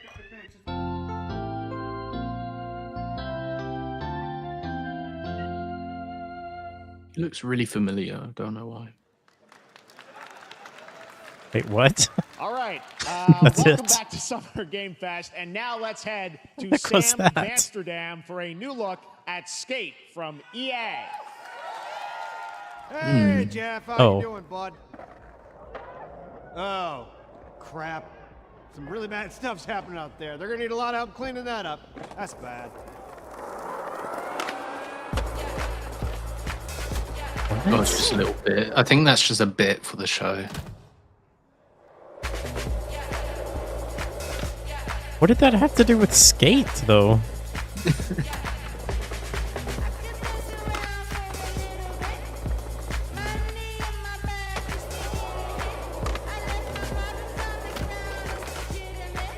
I don't understand. Is M Corp like something in the Skate universe? Oh, it looks like it. Yeah. It might be. I've played all of them and I couldn't tell you. Just saw a business board in the background that said M Corp. Yeah. Very exciting that people will finally be able to play Skate on console in the near future. Our I think I next heard world that premiere that game is an indie is sensation from Japan going to that be is free to play adorable, as well, deadly, and it's has going to be over like an 25 million MMO. players Yeah. worldwide. That's right. I'm talking about Power World. I mean, just look at the giant depresso. Cheer up, buddy. It's Has Summer Game anyone played Fest. this game or tried Now, it? here is the first No. major update announcement. It's A on whole new Game island Pass. I is feel like coming. I should try it at least.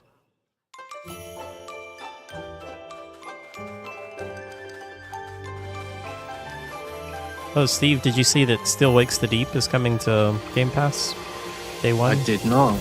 Dang.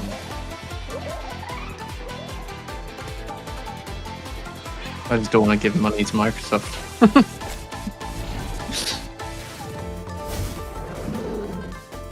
One way or another, they're going to get your money. Yeah, true. You want Towel World?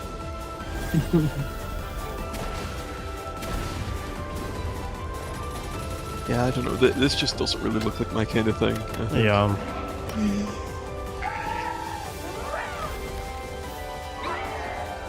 When Still Wakes the Deep supposed to release? Very soon. I think it's like June 18th or something. Whoa. Can't wait.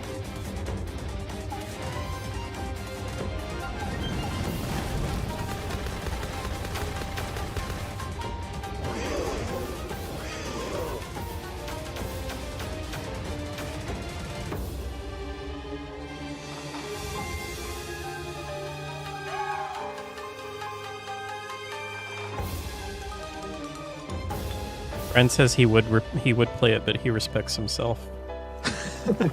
Very good.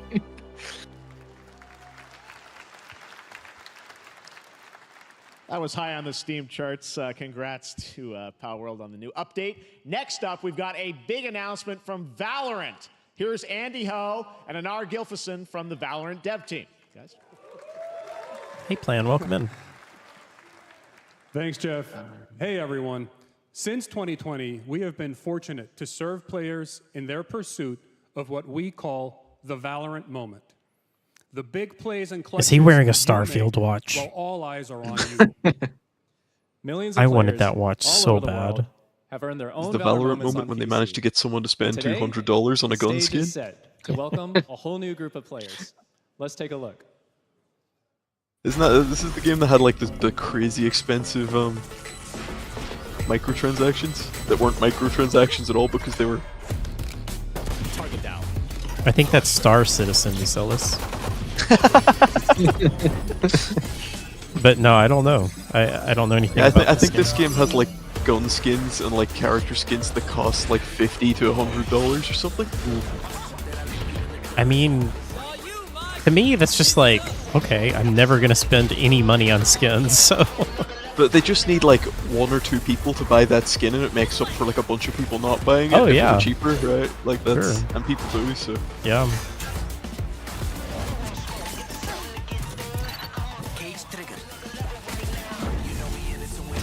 Did you hear that Star Citizen has now surpassed 700 million? Yeah. Yeah. And still no end in sight. Nah.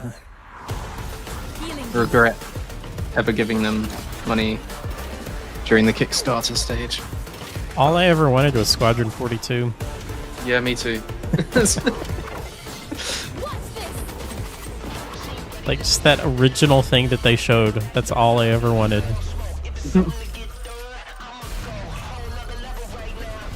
When they release it, most of the cast won't be around anymore. Yeah, I know. And they have such an insane cast. Like Mark Hamill, Gary Oldman. Yeah. I don't know if I'll be around when it Yeah, I was comes about to say, this we'll be lucky if we're around when it releases.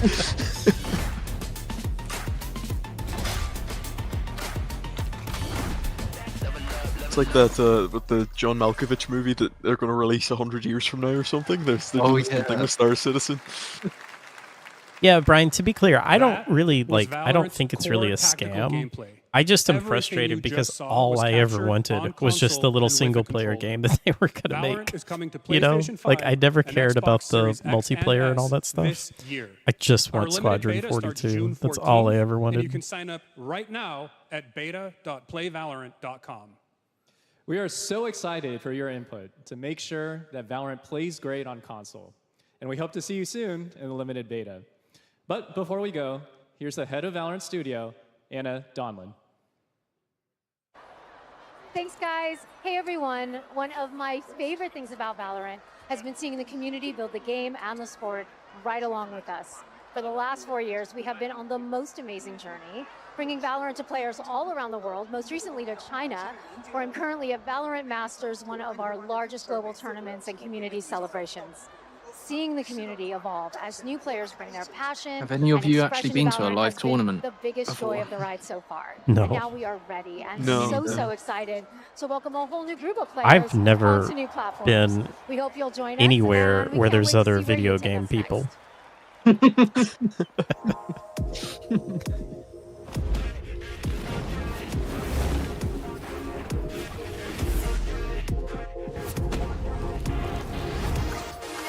This feels like it's going on too long. Yeah. I mean, I know Valorant is big, but I don't know. They must have shelled out some money for this. Jeff Keighley got to get paid. Like, Did you hear about how much the ads are for this showcase? No. A 1 minute trailer costs $250,000.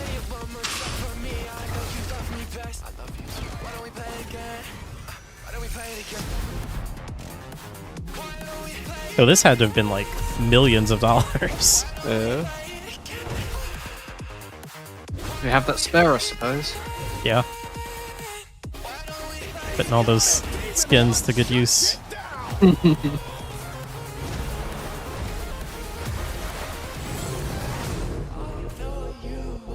What games do you reckon Jeff Keighley plays?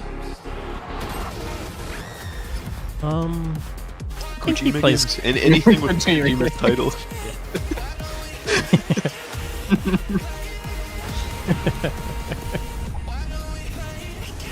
I think he plays quite a bit of stuff. He plays a good variety of things. Yeah, like Well, Death not Valorant. Stranding and Metal Gear Solid. Exciting to have Riot on console with Valorant. Thanks to the team at Riot for sharing that with us here at SGF. Our next announcement is a big deal from our friends at DoorDash. 5 weeks of deals with Summer of Dash Pass. Sign up for Dash Pass now for $0 delivery fees and get 50% off your next DoorDash order. Now, here in the audience, we've got a guy who is normally co-streaming our shows, Yang Ya, who is also an amazing voice actor, who's been in countless games such as Like a Dragon and God of War Ragnarok. Well, next week, Yang is going to be voicing a character. Did y'all hear that they're in a movie, making a live-action Inside Out 2, where he TV plays show, a fictional Like a video Dragon? game character, Yeah. Lance Slashblade. So curious and we've about got that. your exclusive first Sounds look. like it's Check based this on out. the first one. Yeah. Welcome. I've just started playing recently. Oh, really? I you- beat 0, and then I started 1. Are you playing Kiwami, or are you playing like the original? Yeah, the Kiwami one. Okay, Yeah. yeah. Never saw the appeal. I long to be a So hero. what did you think of 0? 0 was. I have nitpicks, but it was fantastic. Other than like those nitpicks. I think that there's a little bit too much talking sometimes. Like there's like sometimes you're going like 20-30 minutes without actually getting to play the game. Yup. But other than that, I think the actual like playing of the game and the story and the characters and everything I thought was great. But I am a warrior cursed with a feeble attack. Can't wait for you to get to 7. You're Shield yourself, my friends, for I shall set you all free! The #1 gaming monitor brand in the U.S., Samsung, Whoa, just there's released so many a gaming full monitor monitors adverts for in this. gaming, work, and entertainment. Scan the QR They code just now cut to to it get a instantly, $300 too. Samsung Yeah. credit Yeah. when you purchase through June 17th, plus a chance to win $5,000 Samsung credit for U.S. residents. Like a Jeff Keighley impersonator? Oh, have you seen these adverts where they have Cooped up watching video game announcements. I don't And ever yes, see any adverts. Chris chickens Hemsworth look a lot like Ken as Jeong. well, like And the most today, expensive Chicken games is adverts excited on to like share a for a new mobile game. that Like, Chicken and Chicken's buddies are in, called Squad Busters. You fight monsters, collect lots of shiny things, and Chicken has a big role. That's all that matters. I feel like And if I here reached the point where I had like Chris Hemsworth money, I would do weird stuff as well, just for the sake of doing it at Why that not? point, right? Yeah. Yeah.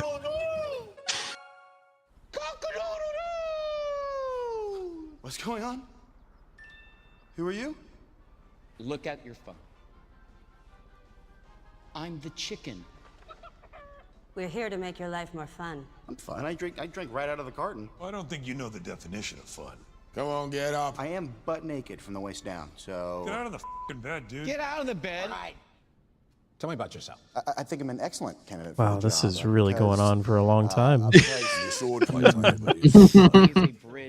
of the most equitable people I've ever met. Great emotionally. Also, I pillaged a few villages. I'm not a lawyer. Okay, I'm just a after lumberjack. Thor: Love and Thunder. Good. Which is why you'll have the job. Congratulations. What's the parking like? There's more where that came from. Oh, I hope not. They really maybe wasted everything is Christian Bale in that movie. Because his character and like him playing it was really good, but they just don't do anything with him. Yeah. Your mind.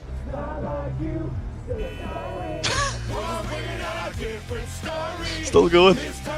Yeah. These are all actual separate adverts. They're just putting them together. Oh, good. Look at these clowns. You call this a squat? Pathetic. Pasta. Jinx. Jinx. Jinx. Jinx. No, you Jinx. You supposed to be a lumberjack?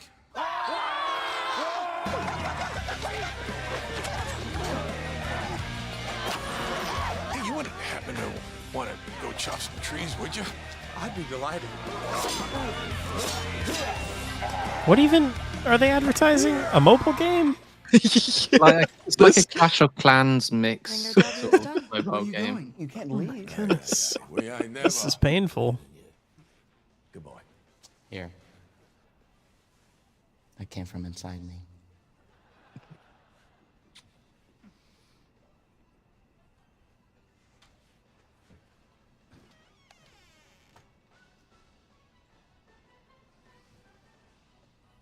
You want me to shut the door or? Okay, let's please wrap this up. What? All right, please join me in Jeff, welcoming to the Jeff's SGF like, stage, oh yeah, I just made Monster $4 million. Hunter series producer, Mr. Ryozo Tujimoto. Ryozo-san. はい、サンキュージェーン。今日はですね、モンスターハンターワイルズの、最新の映像を持ってまいりました。今回ですね、はですね、後半にですね、完全新規で、今回初お披露目の大型のモンスターも出てきてますので、そちらも注目していただけたらと思います。This might be the last thing. Hello, everyone. We've prepared a very special trailer today for Summer Game Fest. I want everyone to Which be is on the lookout kind of for a very disappointing. I kind of would have mysterious hoped that they would have monster ended near it the on end of the something trailer, like as it's an important monster new or a within the big game. surprise. はい、本作ではですね、date for, 没入感とアクション、こちらの融合を目指して開発を進めております。モンスターハンターワイルズは2025年にプレイステーション5、Xbox シリーズ We not have a date for that? S、 I そし don't て think so. PC で Let me 同時 check. 発売 I と feel な like り if we ま don't す。 have a date for that, it's going to ま be た delayed again. 今回はですね、プラットフォームの垣根を越えて一緒に遊ぶことができますので、 Do you そちらも think 楽しんでいただけたらと思って the います。 Monster Hunter team and the As you'll Persona see, team we're are like in a working race to see who to can deliver release a the most gaming amount of games? experience that Because merges immersion and like I feel like every I hope time there's one of these players shows, look one of forward to them's playing announcing a with new their game. friends across Yeah, different platforms. Vampire the When the Masquerade game launches Bloodlines 2, simultaneously in the only release 2025 date it has is on just PlayStation 2024. 5, Xbox Series Delayed X and S, 2025 and PC. incoming. はい、最後になりますが、8月に行われるゲー Yeah, ムズ there コ are ンの so オープニ many ングナイト Monster ライブ Hunter こ games. ちらの方での Yeah. 新しい映像を持っていきますので、皆さん楽しみ I にしてい bought た the だけ last たらと one 思ってお and りま never す。 really got またです anywhere ね、ゲームズコンではですね、 close to finishing. 初のプレイヤブルのできるような形で出展も考えておりますので、そちらもぜひ楽しみにしていただけたらと思っています。Lastly, there will be a new trailer for Monster Hunter Wilds at Opening Night Live at Gamescom in August. And our first public hands-on playable demo of Monster Hunter Wilds will also debut at Gamescom. Thank you. Man, I want to go to Gamescom so bad.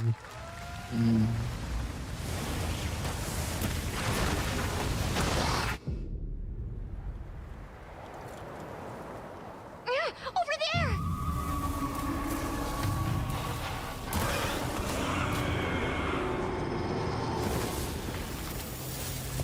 Why are you here? You can't do this alone! Yeah. We need to shake them off. ChatGPT will take over, I think. Chat The GPT will translator. take over for the translations. Oh, I Yeah. wonder when are we gonna see that, like at a word show or something, where they come out and they don't have an actual translator. It's just I just holds a mobile. Yeah. I can't remember. Was it one of the Game Awards where they had someone on, and the Japanese guy went on like this full rant in Japanese, and his translator stopped and just said he says thanks. I can't remember what it was. Yeah. But like, I remember that happening, and I found it really funny. yeah, I think it was one of the Game Awards. You find someplace safe. Thank you.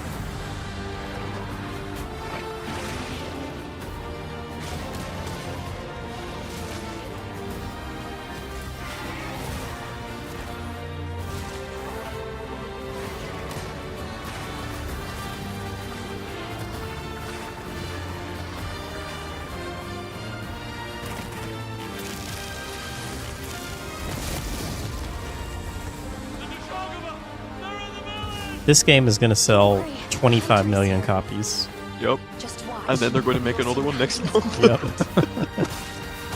I don't know. It's like you have like the case of like Naughty Dog or whatever, and other devs that say they don't want to be known as like the dev that just makes one game, and then the Yeah. Monster Hunter guys are like, how many Monster Hunters can we make this year? Yeah. Thank you, Ryozo-san. We will see Have you guys at ever finished a Gamescom Monster in Hunter game? August. I've During barely last even year's played them, to be PlayStation honest. Yeah, Showcase, I've the only game ever played Phantom Blade Worlds, Zero or from Worlds, SK whatever it was wowed called. us all with its blazing fast combat and stylish art. Well, I'm honored to share with you the brand new trailer for the game featuring all real gameplay. Here's our final game of the show, Phantom Blade Zero. What if he said all fake gameplay?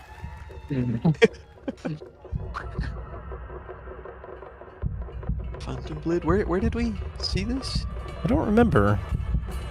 Okay.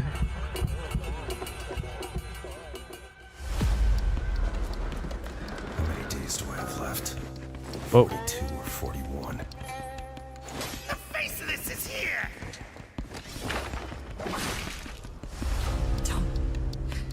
Ooh. Go up there. Turn back. Oh my goodness. I'm sure he's fine.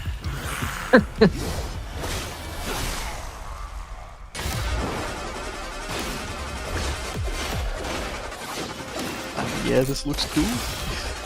Yeah. Is this like a Elden Ring type of game? Yeah, I was thinking Sekiro vibes for me. FromSoft inspired. Yeah, that's what I mean.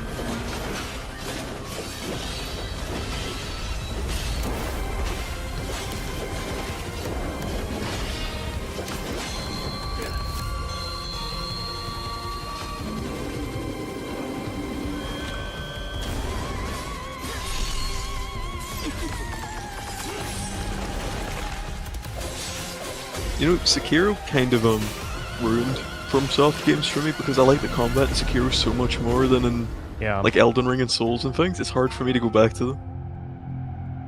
Yeah. Elden Ring. The thing about Elden Ring for me is the world and the exploration was so That good. looks so good. Full demo that that you'll be I playing this enjoyed weekend, so that you'll hear much more than about anything. that. And that's going to do it But for our Summer Game Fest live show. I kind of agree Thanks with to you. Joy for joining us. Yeah. Thank you, Jeff. I kind of feel like such an FromSoft amazing has time. perfected Happy that Summer formula Game so Fest, much that everyone. it's kind of like, Thanks, Joy. And we have so you know, much what do you more, do so after stay that? tuned, 'cause Day of the Devs is coming up live right now on the stream, featuring an hour of indie game reveals, including the next game from Cappy, and that's followed by Devolver Direct. Now keep checking SummerGameFest.com for other event streams this weekend, and we'll see you again live this August 20th in Germany for Gamescom Opening Night Live. Thanks for watching, everyone. Remember, Day of the Devs starts right now. starts now. Yeah, Black Myth Wukong looks really good. But yeah, like FromSoft has perfected that formula so much, and also the fact that like there are so many of those type of games that are coming out now. I don't really get as excited about them as I used to. You know, it used to be like anytime there was a Souls-like game, I was just foaming at the mouth for it. Whoa, that's really loud. My goodness. But yeah, there's just so many of them now that it's hard to kind of get excited the way I used to be about them.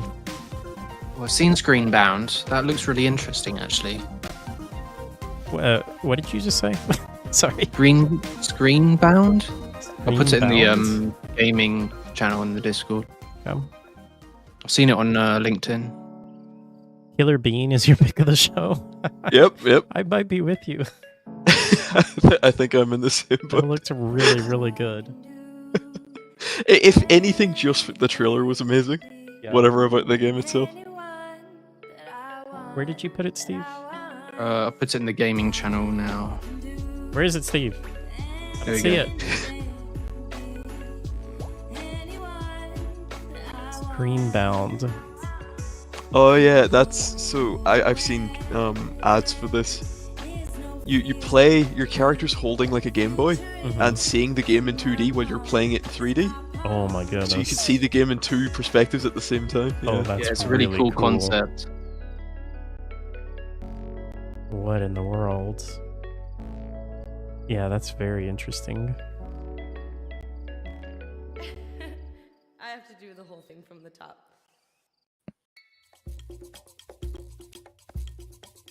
So, Killer Bean. Hi, everybody, and welcome to the Day of the Devs portion of the show. Day of the Was Devs there is a anything else that nonprofit anybody saw that organization looked whose really team good? I feel like scours the globe I feel like there was a lot in there. It was. who are lovely, and you will meet them today and you'll enjoy their games. And sorry, if you make it still loud, I'll mute so you can chat. Day of the Devs Summer Games Fest edition. There was a lot in there. It just like it wasn't anything huge. Incredible games for 20 years up in Toronto. Yeah, it was mid-level stuff. Yeah. Yeah. Kingdom Come Deliverance 2 and Killer Bean Well, is it doesn't mine. matter. We're very excited to announce their next. Once Human could be interesting. Woman with rope. Hi, I'm Eileen from Cappy Games. And I'm Dan, Cappy's Is creative that director. actually a game? We're so thrilled today to be able to give you a first look. Be Even careful. looked at the studio for Oh. Listing Grindstone. Okay. Battle Vision Network. What are you talking about? Type it within Steam, see if it goes up. Oh, Killer Bean. EVN fuses cozy, color-matching puzzle gameplay with deep turn-based tactics to test players' fast-paced online. I don't know what you're talking about. I think he might be trolling. It's a 1v1 puzzle battle in the galaxy's most Is he talking about the rope climbing game or the mountain climbing? Oh, that one. I thought Oh, they maybe gave so. the name of the game.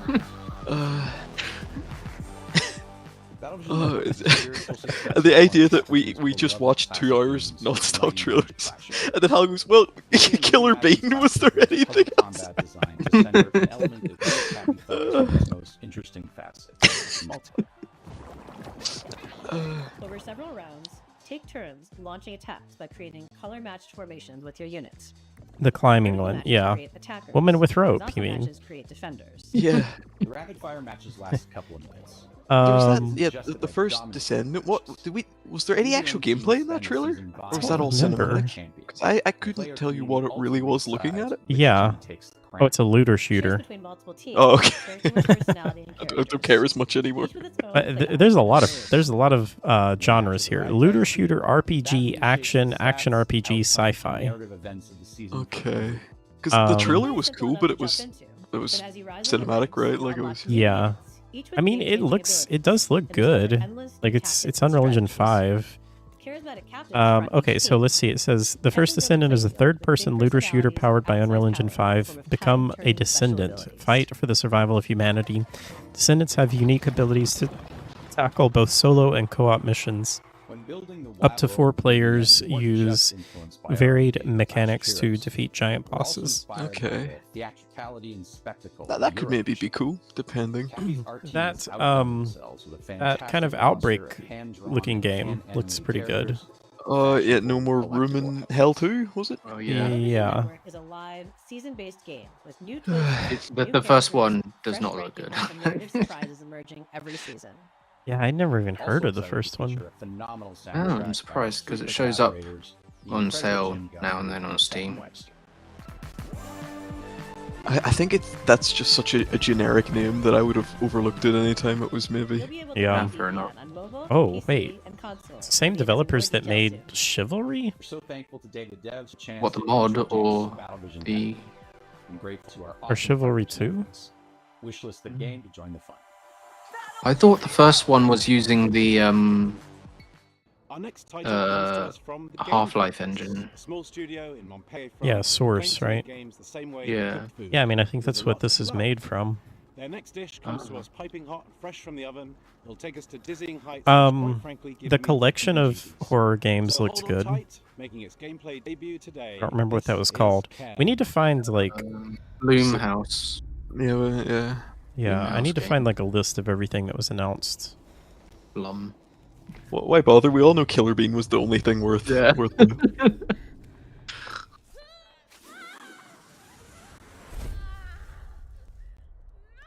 was a game on Epic Games that reminded Hi, me I'm Emric from the Game Bakers. of Bloomhouse Maybe you game. know us for Fury or Haven.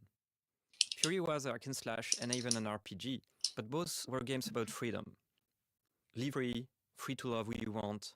Oh yeah, Oh. there was the Today I'm presenting our next Splitterhead or something. Splitterhead, Yeah. yeah. Splitterhead, final that's part the of our one. Freedom trilogy. That looked cool. Do we have a release date? Oh yeah, we had a release In date Cairn, for that you play an too. alpinist who's climbing a deadly mountain. November 8th or Put your something life like at that. risk to reach a summit that nobody reached before. Oh, I don't see a You are Steam obsessed page for that. Is by that this not on ascent, and you are Steam? climbing to free yourself from your own chains. PlayStation only? Cairn is what we call a survival climber. You have to climb, but also survive in the mountain. The climbing is very realistic. You can climb absolutely everywhere. Oh, as here's long as the you manage to climbing keep your game. balance and stamina. Yeah, was it If you are Cairn careless, or something? you fall. Turn. Aaron, I think. You said Aaron. Falling, trying again the Oh, same that looks route cool. or a completely different route, trying over and over. To make Yeah, the each package of wall games feel reminded me like of a different Stories Untold. Yeah. Each wall to climb feels like an opponent, almost like a boss fight. Even though you can climb free solo, alpinism has a natural checkpoint device, pitons. But you have a limited amount, and using them at the right time is key. Eventually, reaching the top of the wall is extremely satisfying. It's freeing.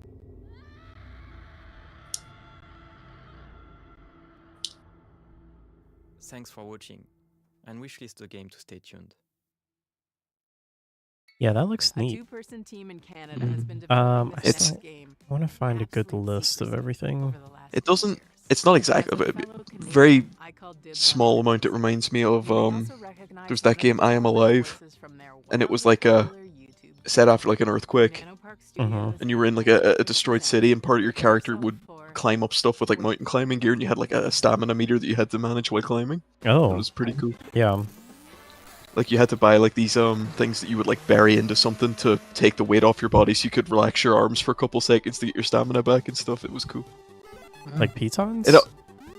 Yeah. And it had a cool mechanic, so it had very limited ammo, but you could still use the gun when it was out of ammo to threaten people because they wouldn't know it was out of ammo, right? Mhm. So if you had a guy rush at you with a machete, you could pull the gun out and point it at him and bluff to get past him. It was a very cool game. Yeah, I want to try out that Enotria demo too.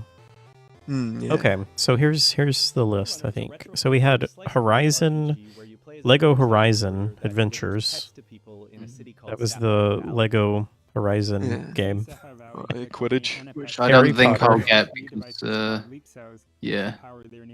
Why? You hate Horizon? No, because I played the Horizon games, and if it's basically just going to follow the same missions as in the Horizon games. No, I think it's a completely original story. Oh, okay. As a pedal runner, this But you can't get it because you said you weren't going to buy it. and calibrating it by performing a sequence of quick and varied minigames. No More Room in Hell 2. So the early access arrives this Halloween.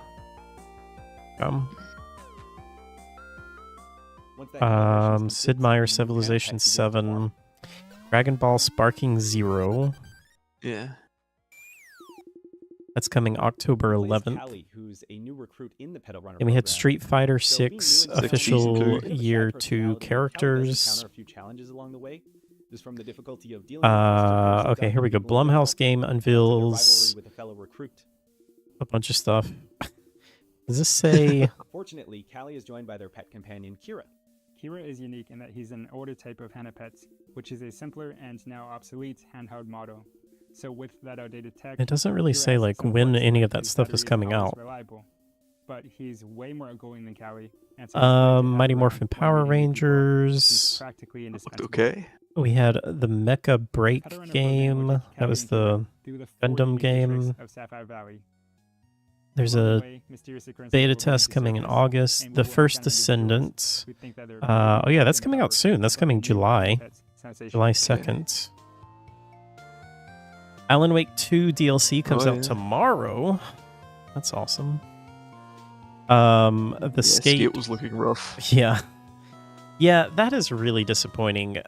I had forgotten that they had announced that they were making that game into an MMO, basically. That's really disappointing. Yeah. And I feel like most people are disappointed about that.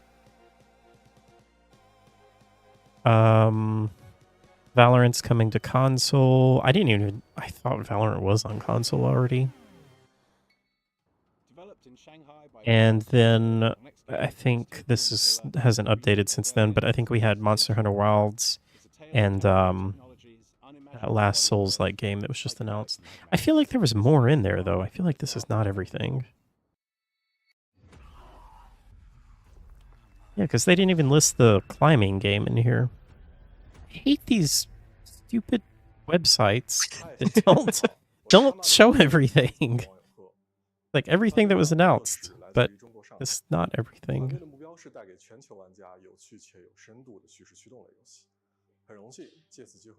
Everything else. Everything else. Wow. Okay. MMO will kill Skate. Yeah. Why are they doing that? Makes no sense. Star Wars Outlaws, right? I forgot we saw that. The Neva game looked good. Yeah. Oh, it's from the developers of Grease. That was a really pretty game. Black Myth Wukong. Still reaffirmed for August, which is awesome. Once Human. What was Once Human? Oh yeah, this was this game. There's a demo for this too. Oh, it's a multiplayer open world survival game though. Darn it. Why did they do this to me?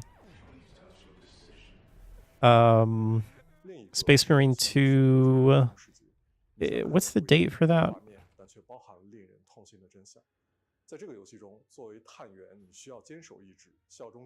September 9th. It's getting here. Metaphor Refantasio, they showed off a new trailer. Batman Arkham Shadow looked really good, but nobody's going to play it because nobody has a Quest 3. Oh yeah, Mr. Bison, Terry Bogard, and Maui and Elena are coming to Street Fighter 6. Tears of Metal? What was Tears of Metal? I don't remember. I think we said that looked good. Oh yeah, this was the Scottish game. That was kind of the cartoony looking game. Looked interesting. Delta Force Hawk Ops. That's the super generic PS3 looking game that I'll probably play. Because it has a campaign.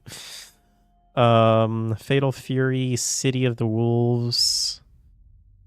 I know that sounds really familiar. What is that? That was the SNK fighting game. Oh yeah, I don't care about that. You're excited for that though, right? Sure.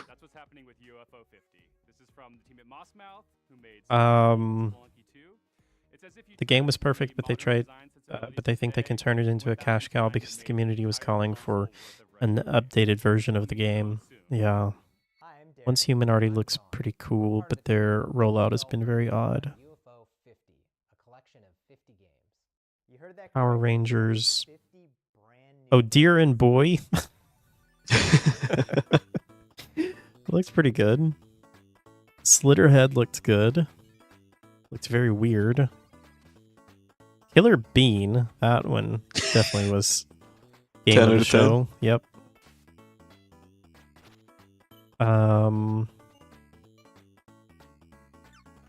have a Steam page for Cairn. Cairn. What in the world? Apparently this is a Cairn. Yeah, I guess type game as well, I guess, yeah. I don't know if it's out yet, or like if they have anything. They don't have a Steam page for it or anything yet. Ivy Road and Annapurna Interactive announced Wonder Stop. Yeah, that was the tea maker game where you were in like a tea store. Oh yeah, that looked really interesting to me. It's what I would call a sous vide game.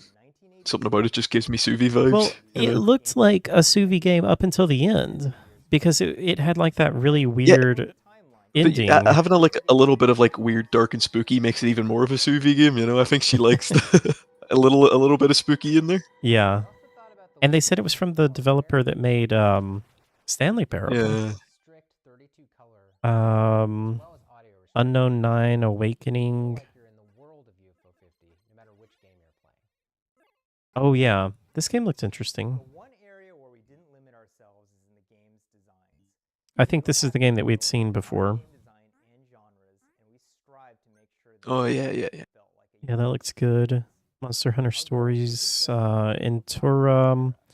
That's the demo that's out. The First Ascendant. Among Us showed off a bunch of games that they're showing off or funding. Sonic X Shadow Generations, that looks good. By the way, be careful if you're googling Sonic X Shadow. You might not get that game to show up. It's they should have named that something else. That's all I'm gonna say. Okay. Dune Awakening looks amazing, except it's gonna be trash because it's an MMO. Battle Aces, that's the real-time strategy game. Season 3 of the finals is Japanese themed. New World is getting a DLC or whatever. Dark and Darker, that game looked interesting, but it's going free to play, so it's garbage. Hyperlight Breakers campaign is fully playable in co-op. Party Animals shows its upcoming content. Oh, so that's just content coming to that game. It's not a new game. Cow World's getting a new island. We saw a clip of Inside Out 2. Mobile game, Phantom Blade Zero. That was the end. Okay, there we go. Well, guess what, Hal? What? Guess what Sconti worked on that was announced? Sconti. Who is Sconti? That lighting artist we were on about. Oh, what did he work on? No More Room in Hell 2. Oh. Well, good for him. Yeah. I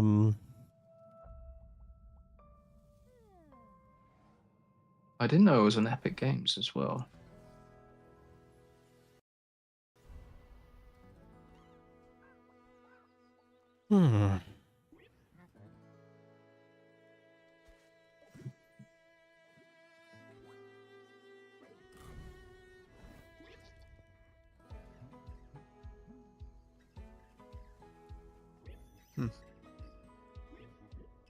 I want to get excited for this Once Human, but the fact that it's multiplayer just such a turn off.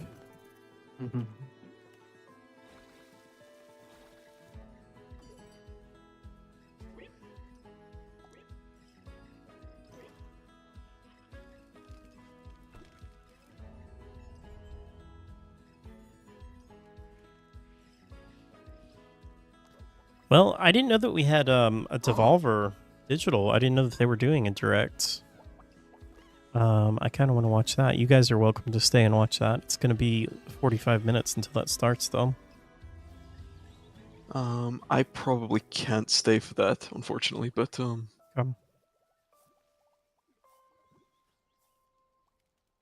yeah. So, what would you rate that show out of 10? Say 6. It was really interesting. It was. I think people are going to hate on it because there was nothing huge. Yeah, there was no, big drop. I think most people are going to be really disappointed. I'm kind of pleasantly happy with it in some ways because I feel like we saw some games that we wouldn't normally see at a showcase like this. So I'm going to give it a 7. 7. That was decent. I was leaning about. I think the show itself I would give a 6 as well, but I think I would give it an extra point just for the Killer Bean. So I think I would give it a 7 because the Killer Bean earned that extra point. That was. Yeah, I think expectations were so important in this, and my expectations were really low. So to be fair, I did see Jeff Keighley tweeted yesterday that there was nothing don't lower go in, your expectations. Yeah. I think he did about all he could to make sure expectations were set. So yeah, I thought it was cool that we got to see some indie games, and yeah, I think it's good that he acknowledged that the industry is in a mess, and yeah, I think overall that was pretty good. Then you'll be super into our next title. Hell, I'm more into cats, but this game is just so cute. Very curious to see what Sunday is going to be like, because I feel like obviously the hurt and pain is not even close to worn off yet from what Microsoft did. And so I'm curious to know what the crowd, if maybe I'm assuming they're going to have a crowd there. So I'm curious what they're going to be like. I'm curious if Phil is going to say anything about what happened. I feel like he has to address it, right? At Yeah. least in some way. Yeah. Like if they just go on just like business as normal, I feel like that's going to be very poorly received. Yeah. Currently, there's a PR person in a dark office typing up.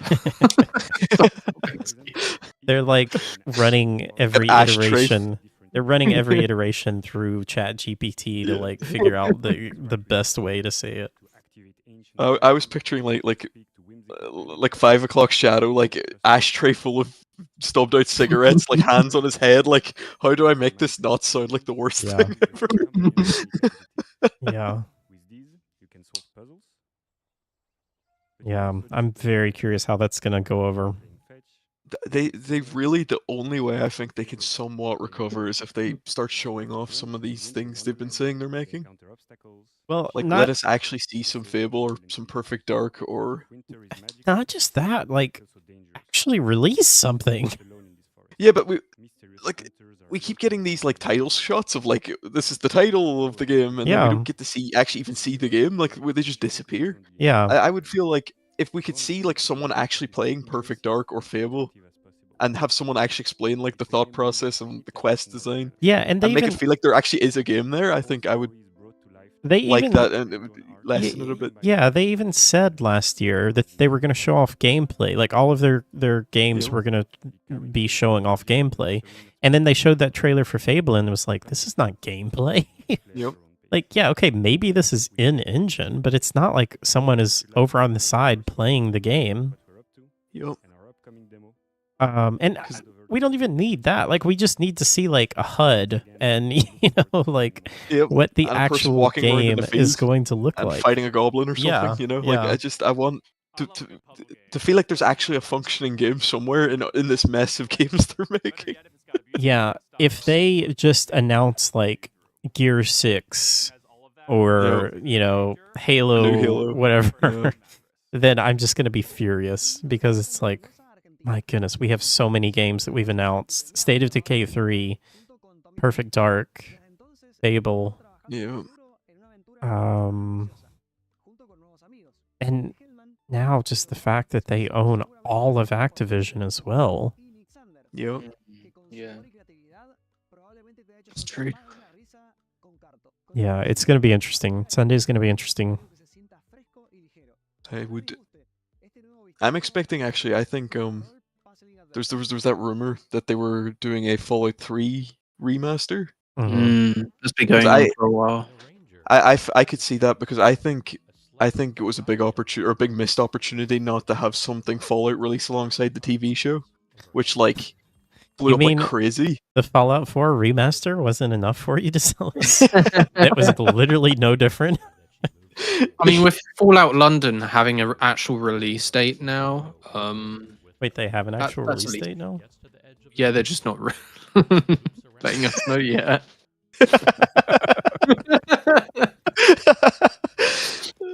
They just announced they have a release date, but not give us a release date.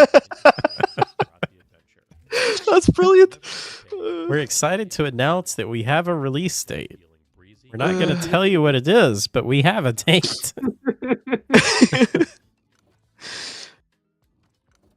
But yeah, I bet Microsoft weren't happy that they didn't have something to capitalize on the Fallout 4 show or the Fallout show.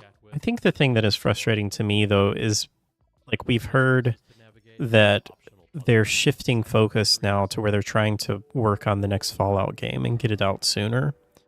And it feels like they're just chasing this trend of like, oh, Fallout's hot right now. Let's get a game out, you know? It's like we need to work on Elder Scrolls. Phil? You know what it kind of reminds me, you know, like sort of a decade ago with movies, you had Marvel versus DC were releasing stuff, and it always felt like DC were pumping out stuff too quick to try and capitalize. Yeah. And they never felt like they actually had planned ahead, and they were always either too late or too early with stuff. Yeah. That Microsoft really reminds me of that right now, stuff like that. Well, that feels like that's still even happening with DC stuff, because like we have Suicide Squad, you know, that just came out, and like if Suicide Squad had come out in like 2016, like when that game, you know, was probably first started development, then it probably would have been better received. The funny thing, there's someone out there who who really likes or thinks people like the Suicide Squad, but I don't think anyone actually does. Because Yeah. neither of the movies did particularly well. No one likes the movies, no one liked the game. I think it's just an IP people don't like, but someone's really trying to push it. It's weird. Yeah, I don't know. I mean, I've heard that the game itself is like, it seems like people Okay. do like Yeah. it. Or, yeah, I mean, like, it seems okay. But I think it's just so frustrating that it took so long for that game to come out. And it just feels like everyone has got superhero fatigue now. And, we just don't really want these open That's- world live service games anymore. That's kind of also my problem with the Suicide Squad, actually, is you're saying, because, like, I think it would actually be very easy to sort of alleviate some of the superhero fatigue, right? Because they're villains, and you can Yeah. do cooler stuff with that. But they always sort of portray them in tone-wise as if they're heroes anyway, kind of. They're always goofy and joking, and you know what I mean? They don't take it seriously. Yeah. I think if you made, like, an actual Suicide Squad, like, as a darker thing, I think people would be more into it, personally, but Yeah. I think people are sick of the haha funny, let me quip every 5 seconds stuff. Yeah. I think that's what it is. Did you see Concord to sell us? No. So you don't know about Concord? No, I don't know anything about it. It feels like the exact same problem. So Concord is the game that some of the developers that made Destiny, they left Bungie, and they started their own company to make a game. This was in like 2016. And it's rather ironic that they left Bungie to start their own thing, and they're called Firewalk Studios. Sony bought them, and now Sony also has Bungie as well again. So anyway, Concord is the new game that they just showed off, and it is very much kind of the same thing. It's like a mix between Guardians of the Galaxy and Overwatch, I guess, and yeah. Destiny. And it just looks so like 2016, and it's live service, and it just doesn't seem like what people want anymore. Yeah. I mean, I think at one time, like, this game would have been, pretty popular, or people would have been interested in this, but yeah. It just seems like these people are just chasing these trends, and games take so long to make nowadays that trends die out. yeah, by the time your game comes out, the trend is just dead. Yeah. Yeah, I do wish. I think I would prefer if games were focused less on sort of making themselves as big and as graphically impressive as possible, and would just come out like even 2-3 years quicker than they're doing these days. Yeah. Because like I'm all for like letting developers just do their thing and like the game's ready when it's ready and all that nice stuff. But like like I was saying earlier, or like the other day with Dragon Age, I don't think there's ever an excuse that you should be waiting 10 years for a sequel to No. a game. I don't think that makes sense in any regard. No, and it does nothing but just allow people to build up like an unimaginable amount of hype that can or never move be on. lived up to. Because Yeah, like I or know there's move people on. who aren't excited for Dragon Age 4 just because it's been that long. They don't care anymore. Like Yeah. they don't remember anything. They don't want to go back and play them. They're like, I don't care anymore. Yeah, and especially the fact that like Inquisition was, maybe not like the greatest. No, I would argue the worst of those, but yeah.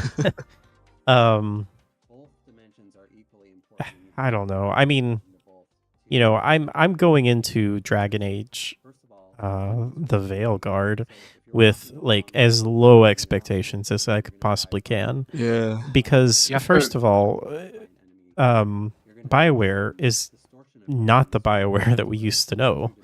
The BioWare that is making this game is not the BioWare that made Dragon Age Origins and That's actually Mass the one hope I Effect. have for it, is I think getting some fresh people in might be what they needed. I think that might be because I think Dragon Age was already sort of having an identity crisis. Yeah.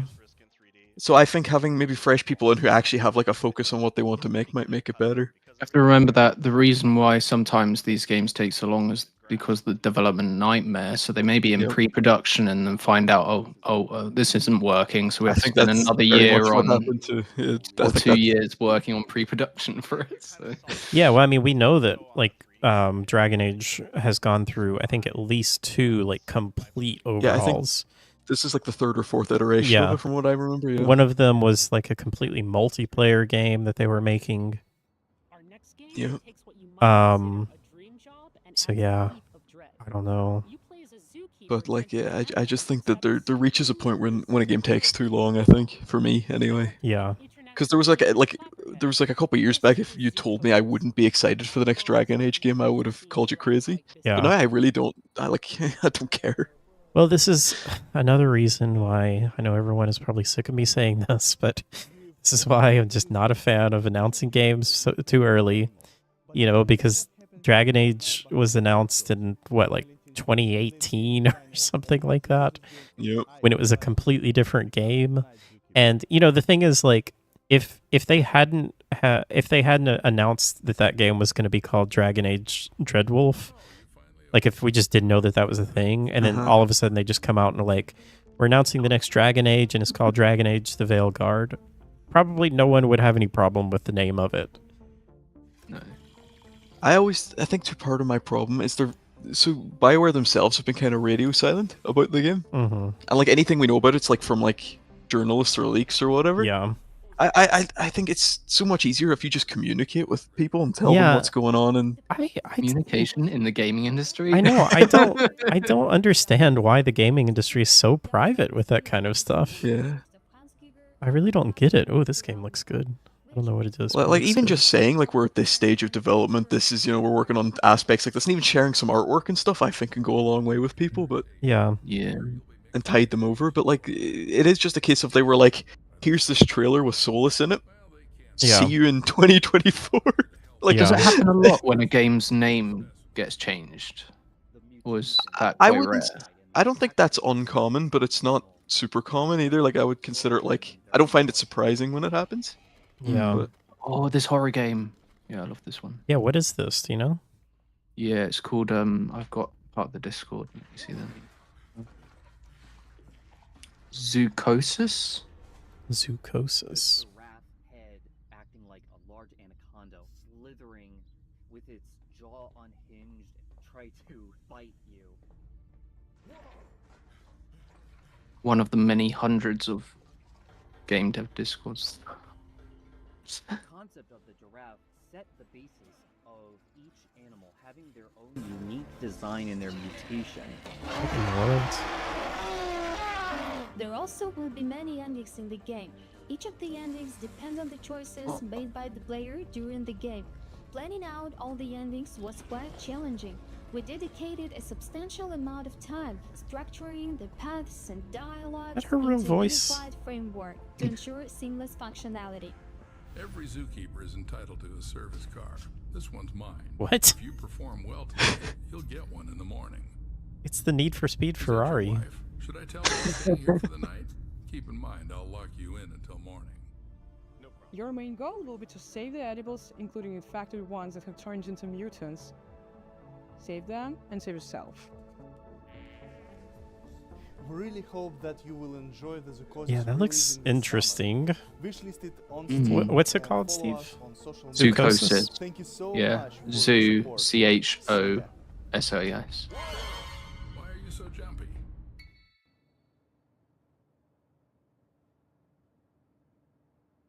And that's the game. Coming Except soon, no not quite. date. Because see, in While Waiting by Optilusion Games, waiting is always an option, but not Oh, Decellis, I think I'm finally going to try And out that's what I like about our next Castlevania Symphony of the Night tomorrow. nice. That's a good game to choose. Try it. Yeah. Hi everyone, I'm Dom. You'll love the voice because you like the cheesy voice acting in the old RE games, right? Yeah. You'll love the voice acting in Symphony of the Night. Then it's of the same style. I'm really curious to try it. I'm just really nervous that I'm not going to like it. What's not to like? I don't know. I'm just nervous because it's like such an iconic game. I feel like there's a lot of pressure to like it. Do you like Metroidvanias in general? I think I do. Because it is like the original Metroidvania. I know, but I didn't like Metroid Prime. I don't like Metroid Prime either.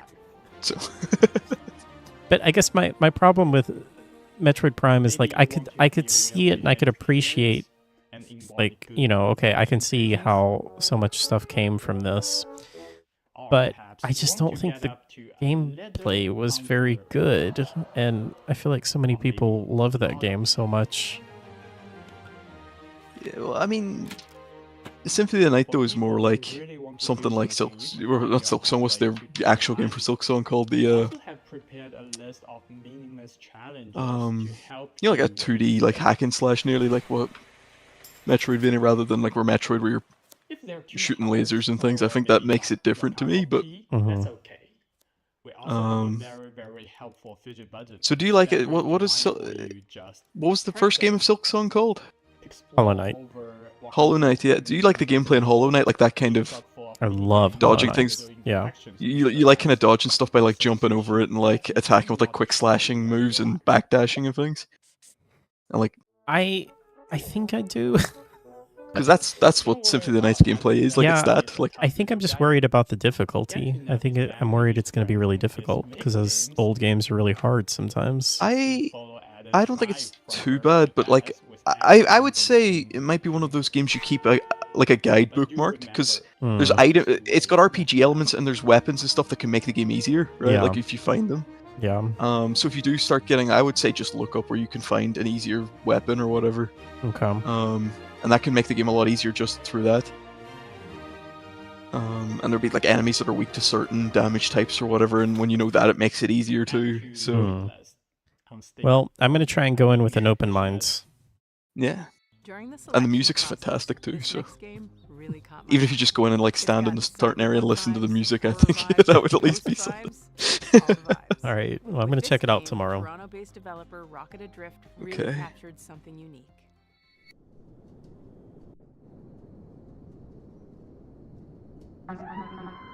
Oh, this looks kind of cool. Yeah, I was just thinking that. Yeah. Oh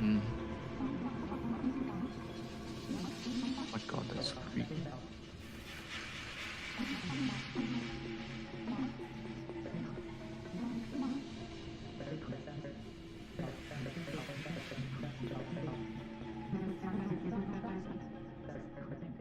Psychroma is a cyberpunk horror game. One of the concepts that we wanted to Whoa, really cool emphasize glasses. was what it means to be who you are, and how horrific it might be if that was stripped from you. The protagonist has amnesia. You don't know who you are. The idea of losing yourself, it seems like it should be the one thing that can't be taken away from you. Ellis, what's the story on that kind of cyberpunk pixelated cyberpunk were game that really interested was in the announced like paranormal 2017? concepts and the more It's the grounded 2D. Replaced? Is that it? Yeah. Oh yeah, that looks so cool too, and it disappeared. That I fit know. well with the story that we wanted to tell. The Sorry, idea what of game was what that? makes humans human. It's called Replaced. Having your And environment it had a, impact it's who you got are and like what they showed it off and it meant looked to turn fantastic, into like still everything be about it, and future. then they just decided it was never going to. They were never going to show it again. We don't know Yeah, and anything about it. The thing that's so frustrating is like we still have the Steam page and everything, and I think like apparently the developer is still working on it. We also decided to make I them would hope so, yeah. non-binary and biracial. Oh yeah, and then there's also the Last Night. Like, creates a Or risk wait, is in it that their one? ability to, like, I always got interact with these other two confused. And so Replaced Psychroma is was a definitely the one great I way think I was for me thinking to of. explore Okay. that part of myself. And, like, not Yeah. only Apparently like us, Replaced the is Black similar to community and RoboCop like Rogue City. passing, and I've never really been able I mean, to I guess maybe Yeah, like I love the art thematically. style in Replaced. about that But openly there's looks also fantastic. this now, I game. think. You remember this one, the last night? We like to write from our Maybe. own perspective. This is like very Like, that's similar really helpful looking. for Oh, a yeah, certain yeah. kind of player that's looking for And it's that kind of in the their same thing. It's like the games. developer's just gone quiet. It really is amazing to see people interact with the media. Maybe these are both just like money laundering schemes or something. I don't know. To make impactful indie games, it's going to be hard, but the Do they have feeling that you Kickstarter get pages? when you get that No, game into someone's they. hands, I think there's these were nothing both else like announced it, like and around the for same me, time, it's way worth and it. they were like at the Game Awards or something, and then they just went totally quiet. It's time to get cozy, and this game is about as cozy as it gets. It's about houses, just not quite in the way you'd expect. By Tanant Games, this is Person Building says it looks like the game will launch second half of 2024. I doubt. And I'm here to show you. Looks like based on what? Yeah. Game you'll see all day today. It's a silly adventure game where you play as a house on a date. Ooh, what? And it's called Building Relationships. Take a look.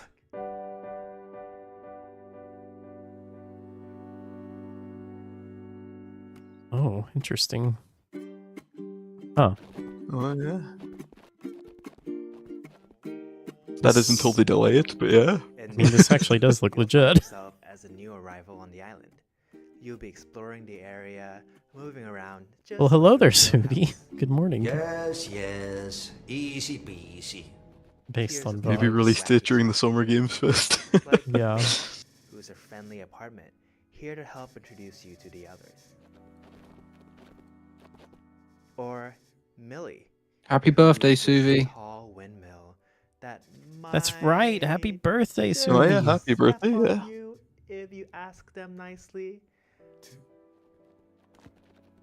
You'll also find these chesters hiding around the island. They're not looking for a date, they're in a very complicated polycule, but they'll help you unlock new abilities like jumping. What in the world wave is dashing. this? If you're looking for a break, there's a bunch of fishing. You know what's actually that's started to make me feel old is a lot of the indie games that are doing like retro style are doing like N64 through PS2 style graphics as their retro art style. Yeah. And that started to make me feel old now. So thanks for that, indie devs. Because in my head, retro still like we were saying, like Castlevania, Like Symphony of the NES, Night, like that to me yeah. is retro style. But yeah. Wait till like PS3 is retro. Yeah. I mean, what is retro? Like 20 years? Is that what we're saying? Does PlayStation 1 count as retro yet? Oh, I think so. It does. I think it's counted by generation rather than years specifically. I think it's either 2 or 3 generations behind where you are currently. I'm pretty sure to be considered retro. Is there a definition for this? As far as I had seen someone do it, maybe I was just some guy on Reddit. Maybe I don't know. Building relationships. Retro vintage. 20 to 30 years ago, it says there. Yeah. Oh god. What am I doing with my life? You know, 20 years ago in the 80s, right? That's 20 years ago. And turns it into something therapeutic. It became an absolute That happened to hit. me the other day. I think someone mentioned something in the 80s, and I was like, that was 20, 30 years ago. That wasn't that long ago. Yeah, 1980s will just like forever be 20 years ago to me. Yep. Hello, I'm Annie. Suvi was looking up clothes from the 2000s, and it was tagged as retro vintage. Finding stars from Yep. to the left. It's a Ugh. game where you solve puzzles by organizing household items. We think it's Ooh. neat that there are different ways to arrange things. This is similar to that game where you can unpack a box, right? Unpacking. Or was it unpacking? A little to the left. Yeah, that game was good. Oh, this is a little to the left. Yeah. Seeing stars is What was all the other one about that? multiple solutions. It was if Back to the Future came out, like if Back to the Future came out today, set like the original was set in the 80s during the 80s. Mhm. If you had one now, he would go back to the 90s, which just doesn't sound right in my head. That is So Marty- bizarre. Yeah. Yep. So Marty Because he goes McFly from back 30 2025. years, would- right? Yep. So Marty McFly in 2025, if the movie happened the same, they just shifted the timeline forward, he would go back to 1995. Yeah, from that 2025. just doesn't compute. It doesn't sound as big of a difference as going No. from 85 to 55, Yeah. right? It just doesn't. A little to the left. At this point, Skyrim is a retro game. Skyrim's everything. it came out. Didn't they release some form of Skyrim like in the last couple of years? It's a modern game. It's retro. It's multi-platform. I think there's a mod to play it VR? multiplayer now too. Yeah. There's VR. Island you're on, you'll have plenty of time to explore every inch.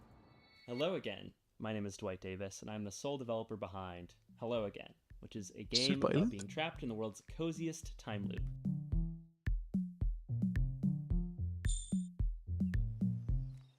In Hello Again, you play as a diligent postal worker who is assigned the task of delivering a package to a remote island. One shipwreck later, you awaken stranded on the island and trapped inside an unexplained 12-hour time loop. I like the art style. I like time loop The pillars games. of Hello Again are exploration, conversation, and puzzle solving.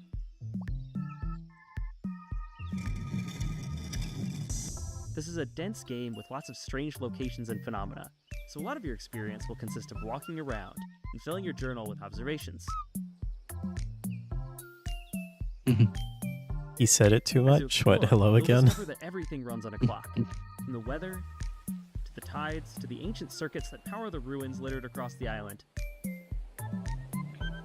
Okay, do be As you walking on the play, beach. You'll also unearth a forgotten story about the people who populated this island thousands of years ago. Ancient toilet. 7 Since the billion years islanders old. have no idea that they're bound to a time loop, you can use your ever-expanding knowledge to help and/or manipulate them so you can reach your goals.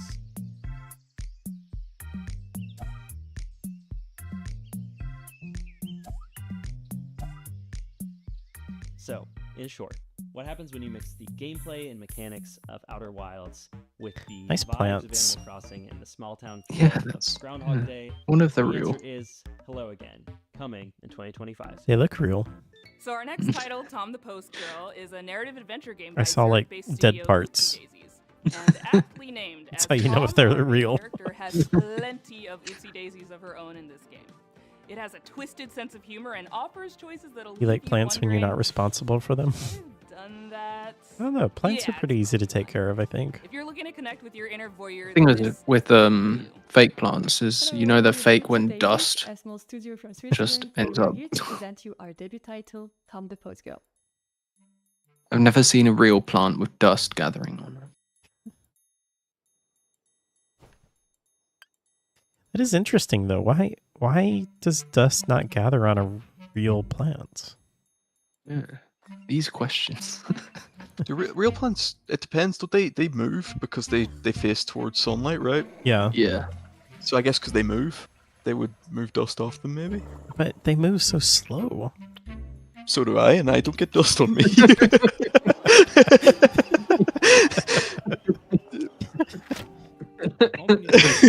Delivering packages to the deranged villagers. That would be a good invention, like a little thing that rotates your fake plants really slowly. The approach, although controversial, is highly effective, intense and obsessive stalking. You've killed many plants? Oh. As you'll follow her, you'll witness a wide variety of scenes, each more disturbing and chaotic than the last. Get cacti because they can just live on for ages. But is that really gonna stop you from continuing? I've to had do one so? since 2013 and it's almost 5'6". We were Oh. inspired by the Little Red Riding Hood, which you can recognize in the main protagonist, Tom. We then used I could her use it as ability a and soul's weapon. exaggerated to the max, turning her into a stalking post girl.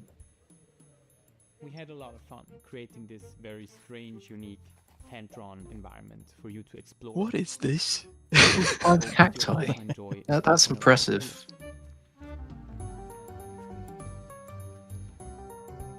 They Very- really save all the weird stuff for like afterwards, right? Yeah.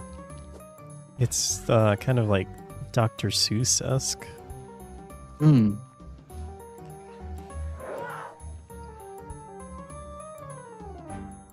We're calling to all fans of creepy cute narrative games. If you're curious to follow the development of Tom, make sure to stalk us on social media. And of course, wishlist the game. Your natural Or born choice of plant word. killer. This next game is based in Jakarta and it's full of lots of life stuff. Happiness, sorrow, music.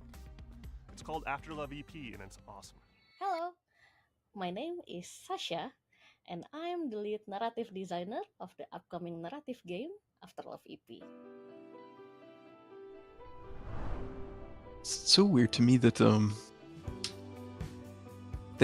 I was saying to you, Hal, with Dragon Age, they just sort of announced on This Twitter game is about a that the musician name was changing and that they were going to have who gameplay later. I feel like they could have just. I guess they didn't want to pay to be on the Summer Game Fest. I feel Yeah. like that would have been a better time to do that. will explore the theme of love, Of actually have someone come out on stage and say, we're changing the name, here's the gameplay, right? bustling city of Jakarta. But Yeah, I mean, I This think game that was they the probably brainchild didn't want to of show my best friend, gameplay here because they wanted to have like their own spotlight. who sadly I passed away guess. in March 2022. But then at if the they'd done same that there, they would have time- been the biggest thing here. So I know, that that's would what I have was just looked about good to for them, say. right? Like, yeah, at the same time, they probably would have had more eyes on them there. Yeah.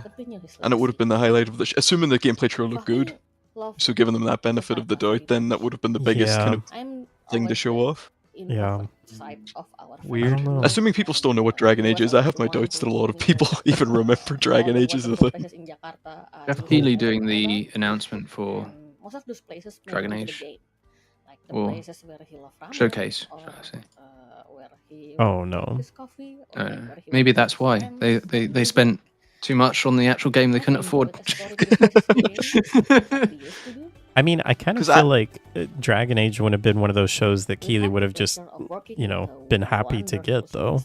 Because didn't they announce it at the Game Awards Yeah, too? So the like Game it was Awards. already a Jeff Keighley show that was announcing it. I think that would have made sense. I was convinced maybe we would see because on Twitter they said they were showing gameplay on Tuesday. I was thinking maybe they would have a cinematic trailer here and then, but I guess not. We're also really happy to be working with our. I wonder if, like, the cinematic trailer that we've seen, I wonder if that has, like, I wonder if they've completely thrown that out and, like, started over. Or if any of that is going to be in this game. But we expect it to be released around October this year. I guess we'll see soon enough. Please Yeah. bear with us a little longer, and thank you so much for your support. At least it's finally happening. I know because I've been wanting to replay the Dragon Age games for about 5 years now.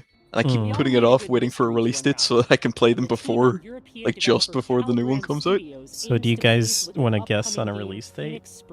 In this neo-noir adventure, I'm gonna say November this year. navigating a captivating world with one of the most striking. I don't think they're gonna like shadow drop it right away. I don't think they're gonna say, "Here's the game, by the way, it's out next month." I don't think they're feeling that brave. I think but I don't think they're announcing a release date just for it to be next year or later. So I think it's gonna be late this year. I was going to say February 2025. But I was going to say February 2025. Yeah, I don't think it's going to be this year. I think the most optimistic thing is they announce it that it's coming out this year and then it delays. Well, when do BioWare typically release their games? What is the last they game have, that like, a- BioWare has released? Anthem? Was it Anthem? I think so. Well, Dragon Age Origins was November. I think Dragon Age 2 was a March game, I'm pretty sure. Hell, that was like 30 years ago. Yeah, Dragon Age 2 was March, and then Inquisition I think was November. The world around you, or mention them in conversation in order to progress.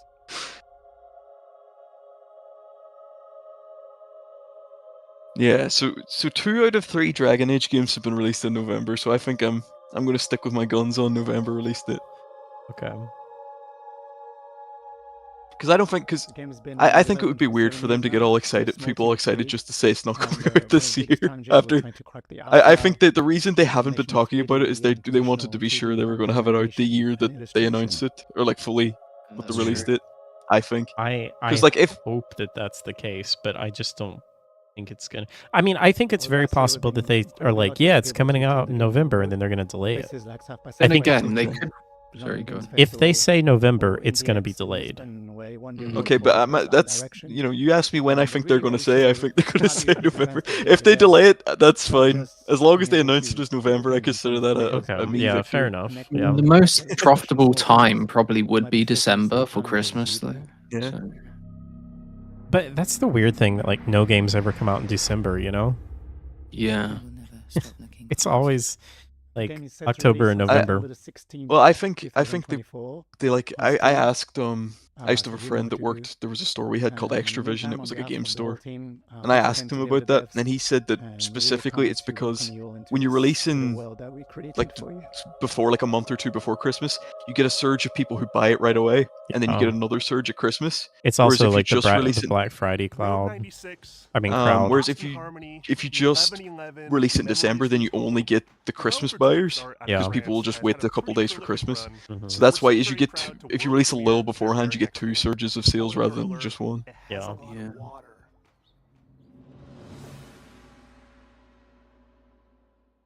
Hi everyone, we are Audition Ayub from Jigsaw. Here is the project that we've been working on for the past 3 years since Road 96. We are really excited to present to you our new game, Light of Tomorrow. So Is that get green ready to be screen behind him? surprised That by the guy is very people. still.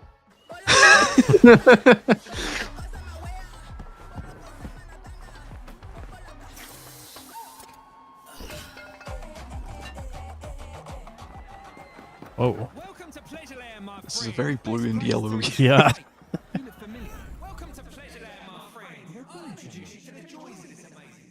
What? You're not gonna die, right? You'll learn what it costs to steal from Yeah, it's very Swedish. Is this what Sweden looks like? That's not the thief, but it was your friend who did it, right? I made the mistake. You want to talk to me? Get on your knees first. Hal, did you see the thing? You know, Sony announced they were doing that PlayStation bot, whatever his name is. They're Astro. They were doing a new Astrobot. Astro. Yeah. They were doing a new game with him. I think the game actually looks kind of cool, but it does. Did you see they showed up to go to Bloodborne level? Yes. And that just can they not acknowledge that they remember Bloodborne's a thing and not proceed to not release it on PC? I know. Yeah, they are tying in like all of their games. It's wild. It's gonna be like 80 levels, I think they said.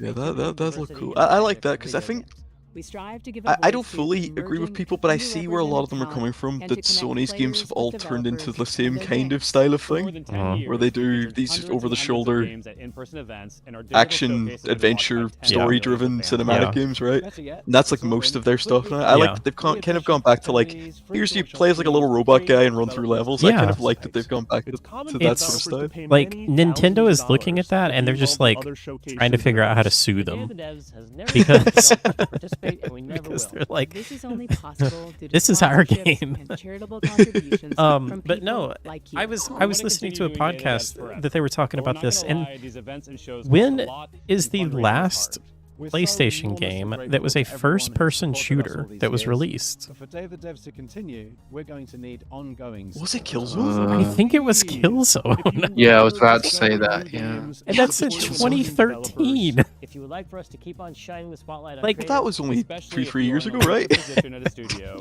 publisher, That is or platform, wild that it has been over a decade since they have released a first-person shooter. Without your donations, without your sponsorship, without your help, none of this can continue. And remember, we're official 501c3 nonprofit. So I organization. appreciate that they're doing something that is different. To Yeah. find out more and make a donation, head on over to dayofthedevs.com. or email sponsorships at If we get them to do something that's different, we get Microsoft to actually release something, we'll finally have some stuff coming out. Do we have a date for Fable? Did they release a date? Did they even say this year? Nope. We got a title. We didn't even get a subtitle. They just said Fable. Yeah. Fable. Yep. Rich, who are they? Fable. What Fable game's that? It's Fable. Does it have a subtitle? It's Fable. So this year for Microsoft, it's Indiana Jones, and I keep forgetting that's a thing. yeah, which I mean that's Bethesda, so it's like it's not Machine Games, really- isn't it? Yeah. Yeah. Sabotage Studio, And are there any other Microsoft games that are confirmed for this year? UFO 50, Sola, Blumhouse Games. Thank you so much for your special thanks to our Is guy, that Joe for providing not Skyrim, the Obsidian one? musical poetry, Is that this year? Oh, yeah. Avowed. Avowed? Yeah. Yeah. Avowed, oh yeah. Obsidian, isn't it? Yeah, which again is like, that's kind of Bethesda. I mean, it's not really, but it basically is a Bethesda game. I mean, I guess we'll find out if there's more on Sunday, right? Yeah. During their showcase. Hopefully they have something to release. Maybe a Fallout game. not Fallout 3, but one that won't release for like another Thank you, Jeff Keighley, for having us. 2 See, years. that's or what's something. gonna make me mad though. Like if they announce like Fallout 5. Made by Obsidian. Well, actually, I was going to say, I think that's one way they could get people's good graces if Microsoft said that they're doing New Vegas 2 with Obsidian, and they're going to use like the Fallout 4 assets to make it come out within the next 2-3 years. I think people would be very hype about that. I think people would be hyped, but I just almost feel like Obsidian kind of had like they kind of almost had like a one-hit wonder with New Vegas. Because that space game that they made just was not very good. And I feel like that was supposed to be their, their big, like, oh yeah, we're doing another one of these, and it's gonna be like Starfield, but we're making it. And it just wasn't very good. But that could also be partly the financials, though, right? Well, financials, and also doing a new IP is harder than making one based on like a lore that people already like, right? Like people are already invested in the Fallout universe and like those factions and things. Whereas you just make like a new space game with entirely new characters and factions and things, I think people will be less inclined to enjoy it. Oh, So I you know think what? You know what I do think they're gonna announce? Which again, this is Bethesda, but a new Doom game. Oh yeah, they've been talking about that, haven't they? Yeah. I can hear the excitement in your voice, Decellis. I mean, the first one's okay.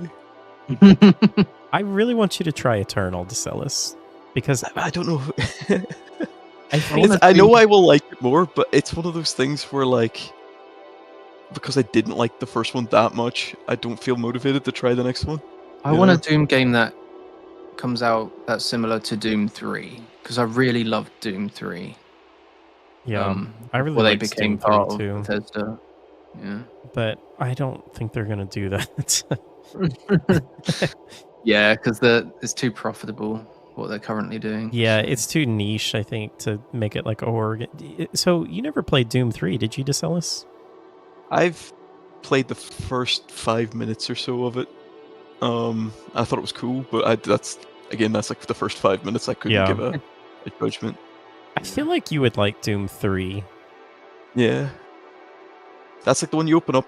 It opens up with you like in like a spooky space station or something in the dark with like a flashlight or something like that, right? You land in the space Yeah, station. you land on Mars. Yeah. There's like a little bit of a prologue where you like walk around and everything is fine, and then like demons invade and everything The gets really Half-Life dark. style intro. Yeah.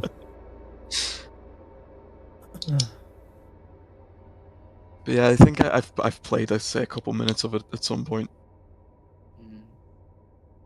You ever Yeah, played like, I Fear, didn't- Decellis?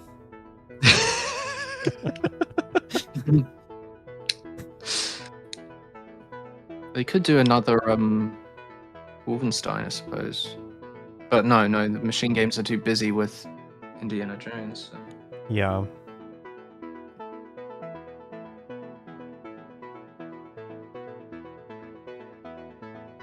Have you played any of the Wolfenstein games, Decellis? Nope.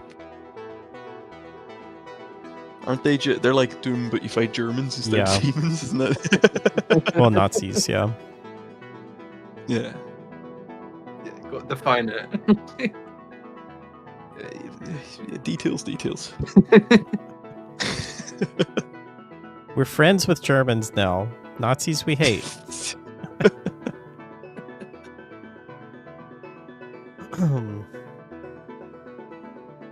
I think Decellis just hates first-person shooters.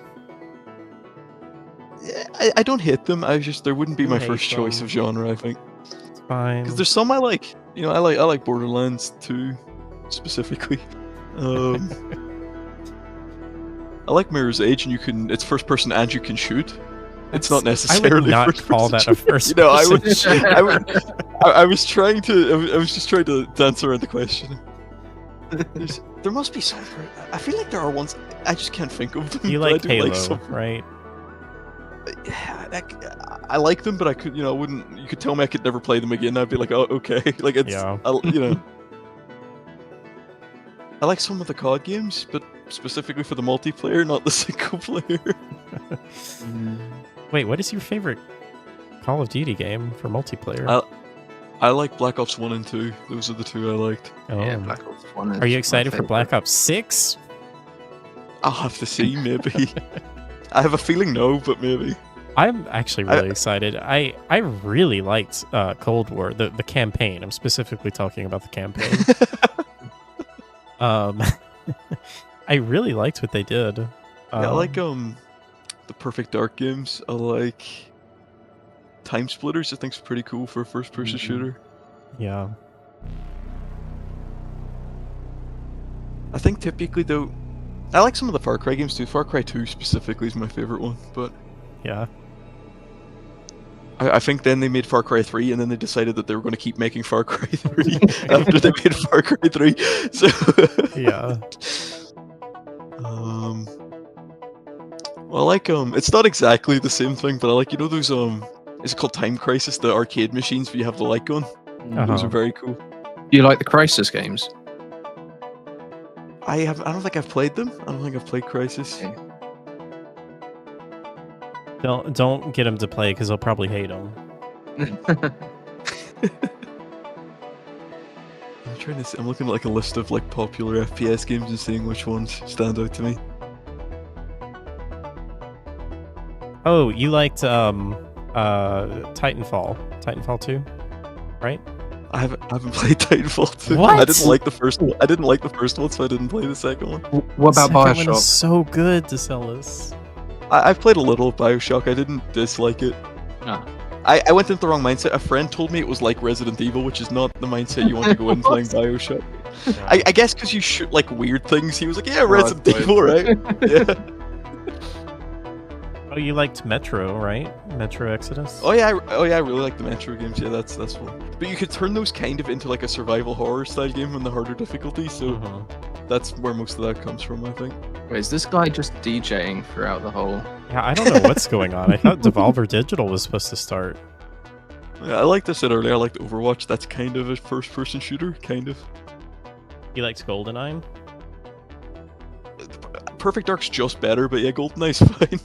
Aren't they redoing GoldenEye? Supposedly there's going to be a new one. Like I think it's a reboot. But yeah. And then there was IO Interactive that's working on a new James Bond Yeah. game, which has gone silent for a while. Don't know when they'll have the next opportunity to just announce any information on that one, but Decellis, I really, really need you to play Titanfall 2. No. Oh, I really like Super Hot too, but that's also arguably not an FPS, right? Yeah. That's kind of its own thing.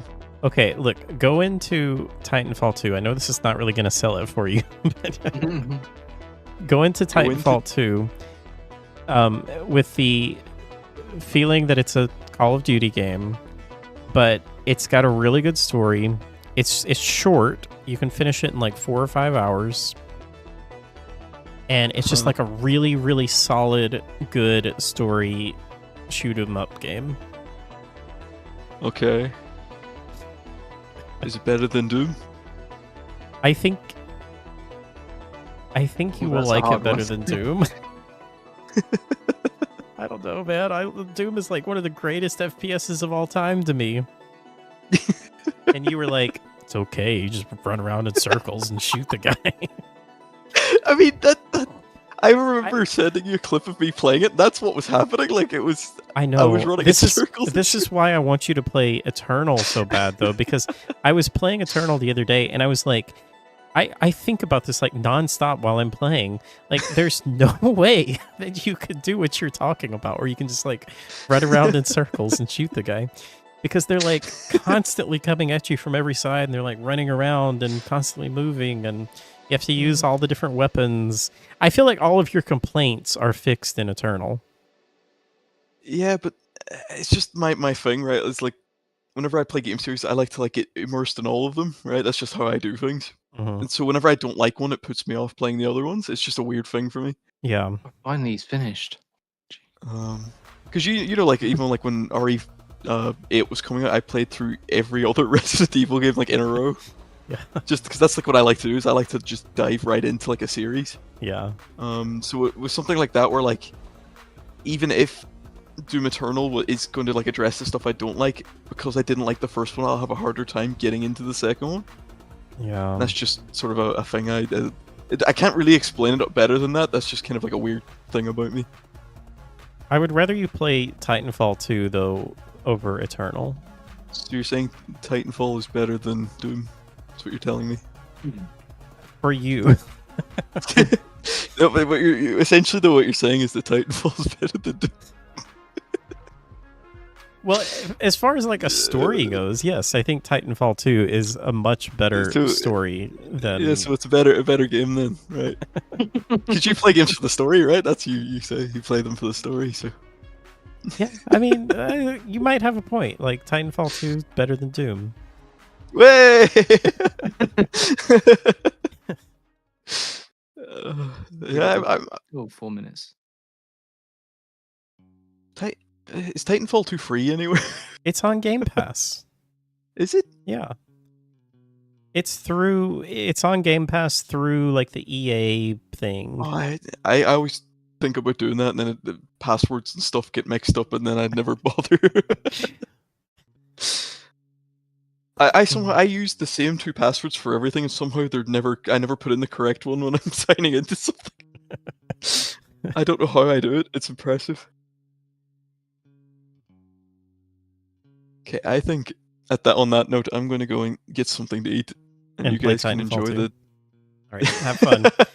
Let me know what you think. I've heard it's better than Doom, so maybe. I'll talk to you guys later then. All right, see you later, Celis. Bye. Bye.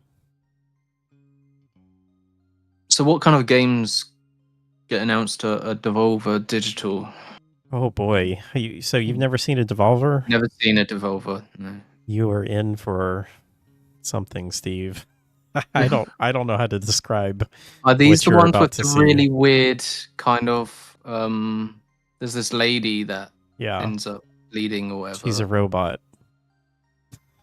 Okay, I've seen clips of like weirdest moments on YouTube, but I've never actually seen. These are really, really weird. To be honest, like I usually don't really like them that much.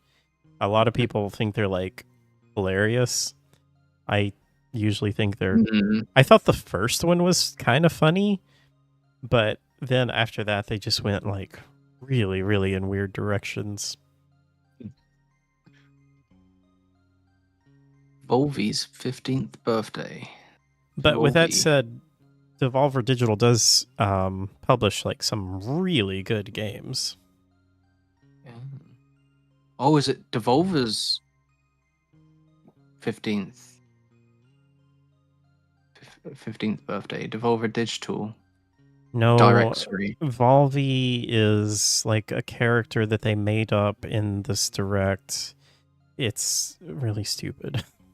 Oh. I was going to say, I swear they were around longer than 15 years.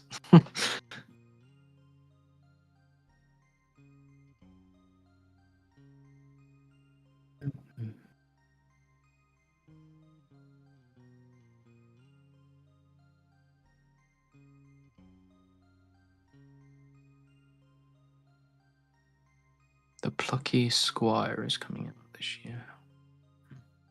Yes, Plucky Squire looks amazing. Never heard of it.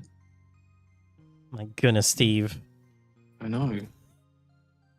The Plucky Squire is amazing. It's like it starts out like a 2D game, and then the camera zooms out and it reveals that it's like in a coloring book, and then it like you jump out of the 2D book into a 3D world. Oh, I apparently I added it to my wish list. Hang on, I'll find Must the have done it like trailer. subconsciously, just adding it. Yeah, let's see. Where was the original reveal trailer?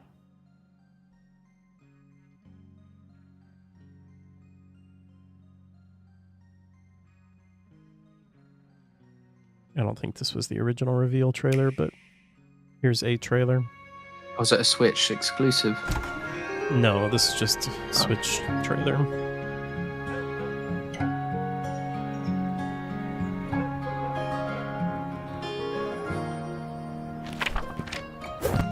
Once upon a time, there was a plucky squire named Jot. Jot roamed the land in search of adventure, battling beasts, helping the helpless, and generally being very heroic. Hi, Minish. Yeah, we're about to watch the Devolver But Direct. then one day, he discovered something rather curious. That is so cool. A world he cool. never knew existed. Ooh.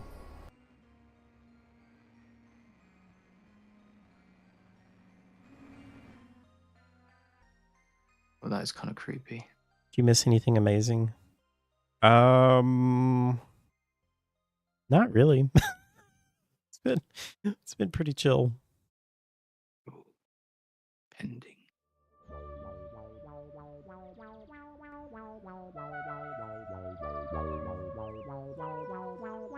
There's been some decent games When though. people ask showed me off. what I like to do with my free time, I tell them that these days, I'm afraid I really don't have any free time. My life is pretty much scheduled down to the minute.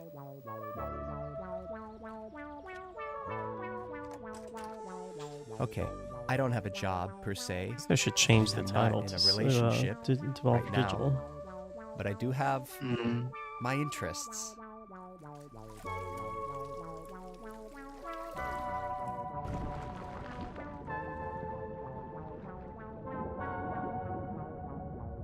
I guess you could say I'm passionate, maybe even a little obsessive, about Devolver video games. When I think about the many enjoyable hours I've spent playing my games, I say to myself, what a wonderful world it is we live in. And I say thank you. You're so glad you made it back Thank for you to this. all those who have made my life so damn fun.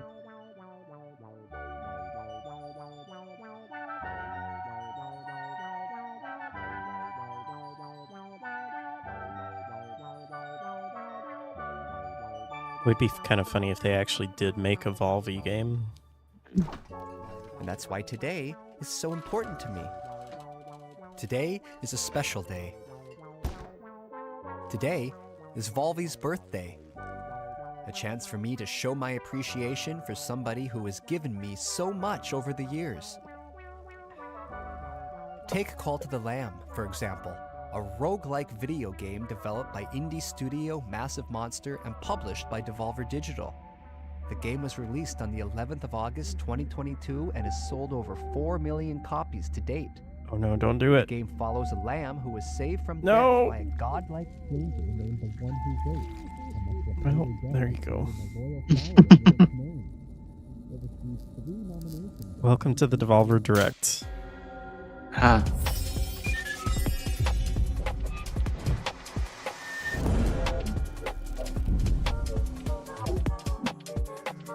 It's going to be a new Cult of the Lamb update. DLC, maybe?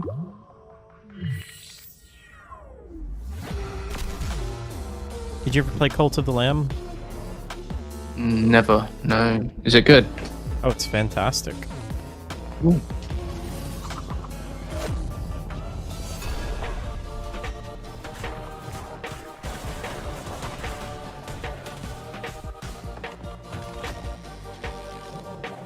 It's like a mix between Animal Crossing and Binding of Isaac.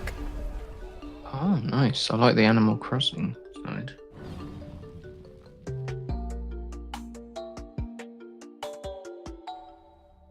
ever played Binding of Isaac.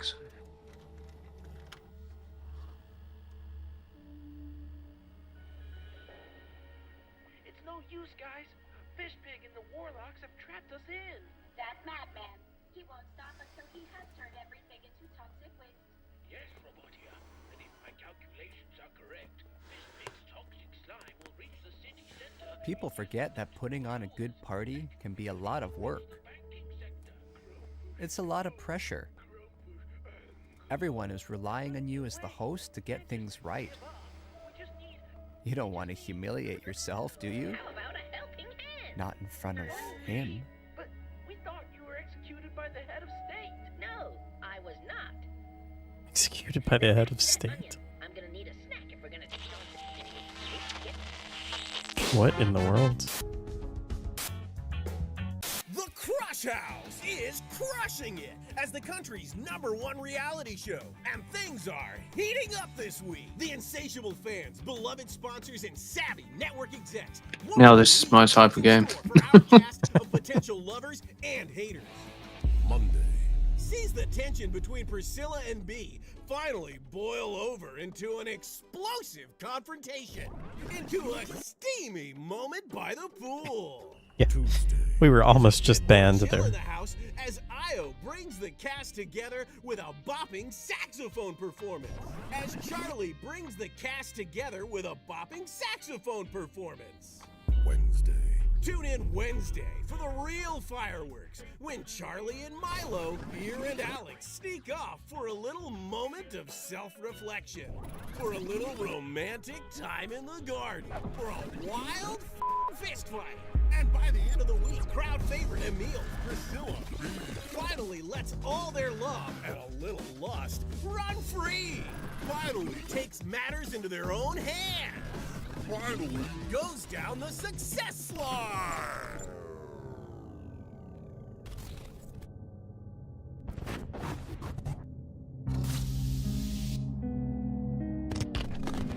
Do not miss this What week in the in world? Crush House. There will never be anything like it ever again. Demo available now. Better start the downloading it then. Please tell you they all get murdered.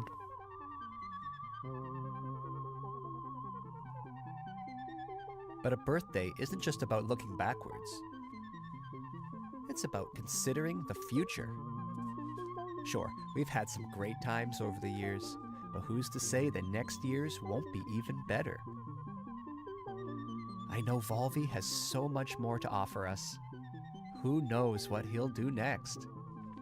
Perhaps something truly unexpected. Maybe even a new genre. A rogue foo city builder.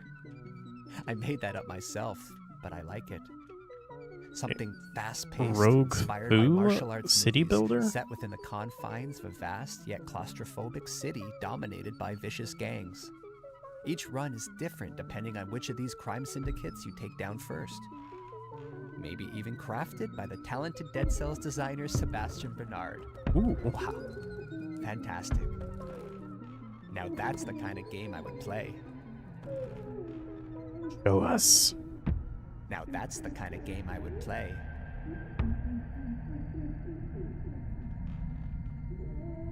Now that's the kind of game I would play.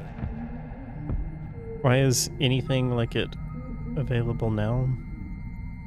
Point of order? Wait, what is point of order? Ooh. Ooh.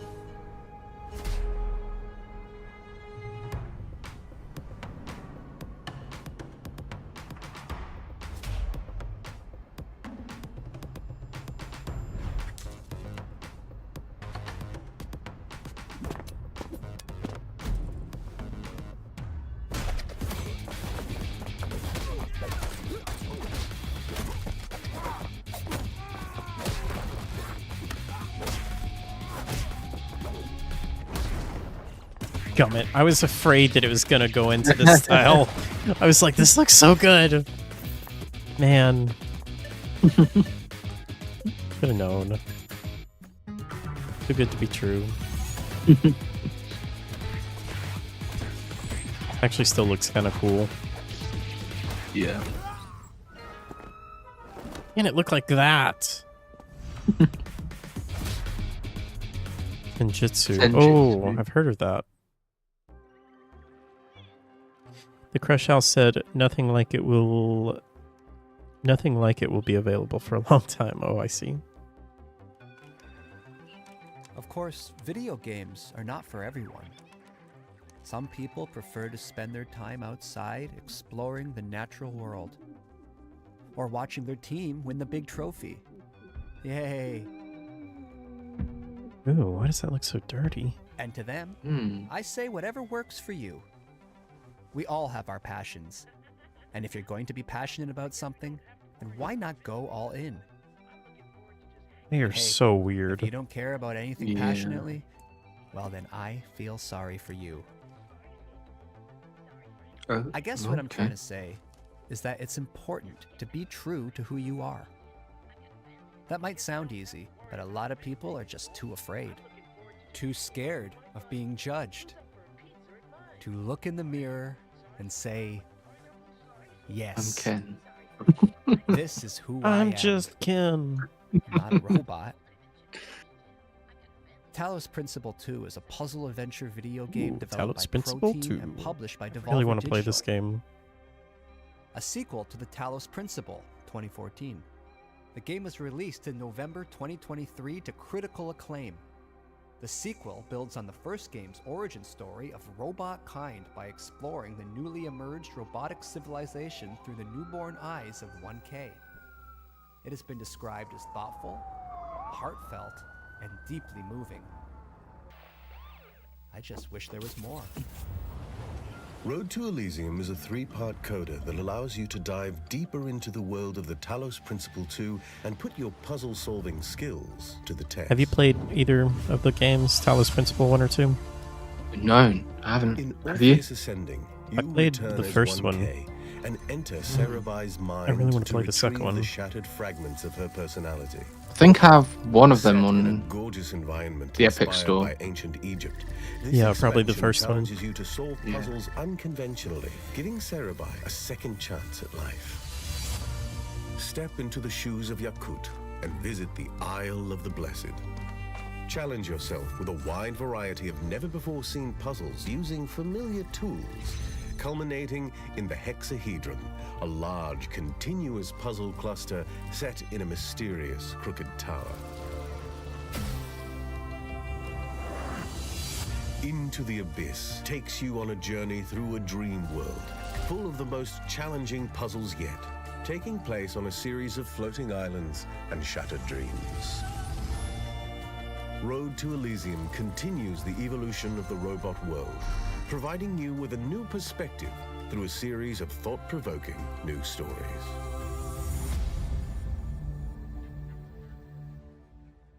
June 14th. Wow, that's very soon. That's in 1 week. What country is this supposed to be based? Like this story? Yeah. Who knows? That police car looks familiar.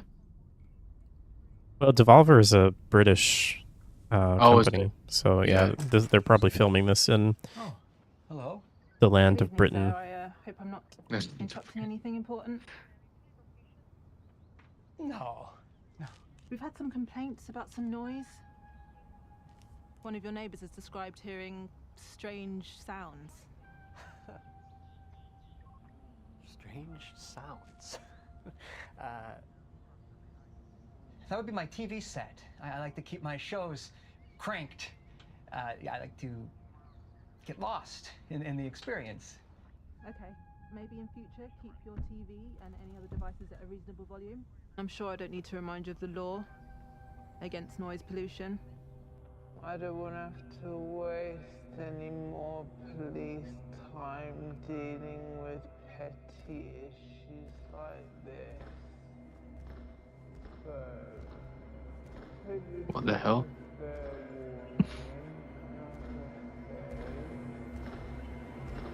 Sir? Oh, this game. Oh, I've been waiting for this for ages. I don't know. I'm very torn on it. Hmm. I didn't play the Would you demo. not? Oh, right. What puts you off the game? The style? Don't really like the style of it. Fair enough.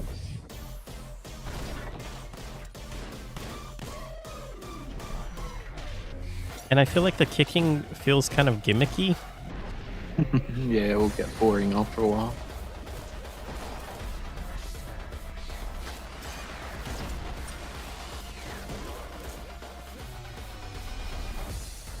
Angerfoot. Okay. July 11th. Okay. It's coming very soon. Yeah, yeah, absolutely. Why even have a Yeah, gun? you know I'm so what? confused. First thing tomorrow, Yeah. I'm gonna go around to everyone in the area. I'm gonna make things right. A formal apology and a card. I don't think that's necessary, sir. Just keep the noise down. Yeah, I'm gonna switch it off. A day without TV would probably do me a world of good. This man needs help. Okay, so thank you, officer. Where'd you keep your TV then? Oh, Show me your I TV have a license. few just dotted around the place. You know, like I said, I like to immerse myself in the experience. So I think I might need to pop in, take a look around the place. You have to have a license for each TV that you have, right? Now, so just one. perhaps another time. Oh, and so you can have like as many TVs as you want in the house. Sir, Yeah. you need to step aside. Now. Oh, that sound! That's an old plumbing issue. Receiving It's really 201. it's a matter for the landlord. So I could just give him a call and he can fix it. Please, officer. It's nothing. Hello, police? Hello?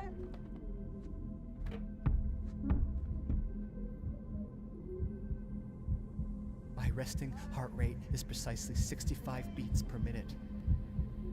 Rapid elevation is often attributed to stress. My heart machine is an American independent video game development studio founded by Alex Preston.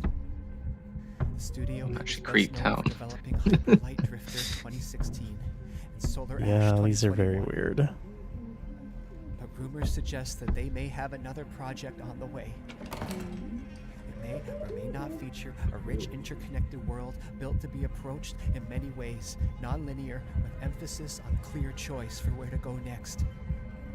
This purely hypothetical game's narrative balances the bleak reality of the characters with absurdity and humor.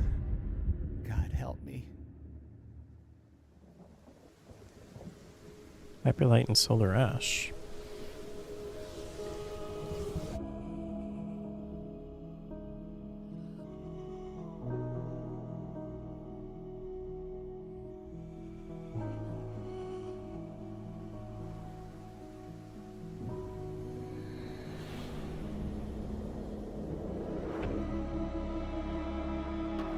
I like the artwork.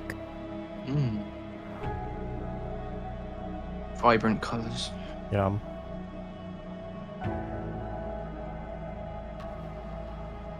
I know, Minish.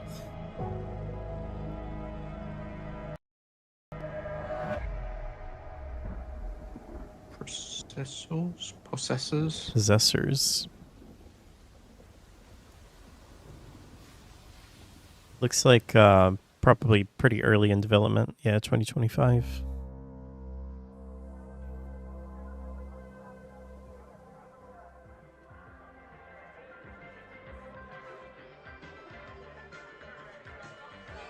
Okay, what happened to the police officer?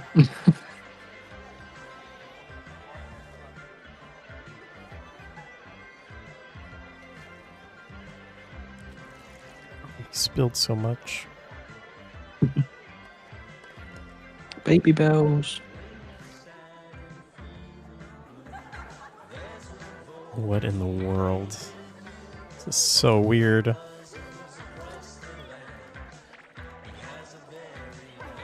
Oh. One of the cool things Devolver did one year is they literally released a video game that was, I think it was 2020 when they did this. They released a game that you downloaded on Steam, and it was like a virtual showcase. You went in and it was like an E3 type thing, and you walked around the different booths and like could watch the trailers for everything. It was pretty cool.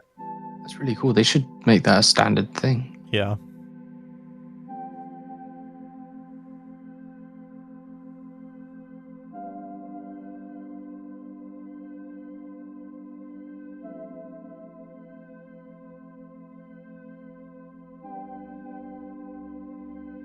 Hey, thanks for the party, friend.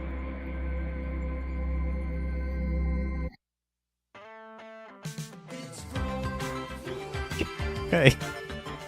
Okay. And that was the Developer Digital Showcase. I will say that one was at least more, like, concise. And They didn't have a lot of games. no, they don't ever have a lot of games. Like, they're a small publisher. Yeah. But all of their games that they show, they're all, like, pretty good games. They're just very selective on the games that they pick. Ah, fair enough. We just need. How about a helping hand? Baldy, but we thought you were executed by the head of state. No, I was not. Now pass me that onion. I'm gonna need a snack if we're gonna take on Fishpig, and we need to get back to Buzzard before Fishpig, the Warlock King, turns all the money in I love onions. Me too.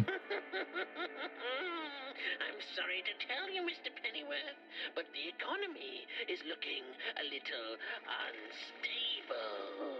No, you can't do that. Don't turn all the money into toxic slime. We need all that. You can't stop me from doing it, Mr. Banker. Well, you might ruin the Fishpig, the Warlock King. spirit of the bankers. You don't get it. Oh. All right, guys. Well, I think probably going to wrap it up here pretty soon. I don't know if there's any more to this. I think this is the end. But I am going to be streaming tomorrow. I think I'm going to try and start around 1 p.m. Central Time. And I will be playing Castlevania Symphony of the Night. Going to check it out. Be my first ever playthrough of that. So it should be interesting. But Steve, thanks for hanging out with me. It was fun. No problem. I enjoyed it. You're welcome back, of course, on Sunday for the Microsoft press conference. 100%. I'm looking forward to that. Yeah, so anyway, thanks for hanging out, man. I'll say goodnight to you. Good night. Good night. Bye, everyone. Bye. And I think this is it.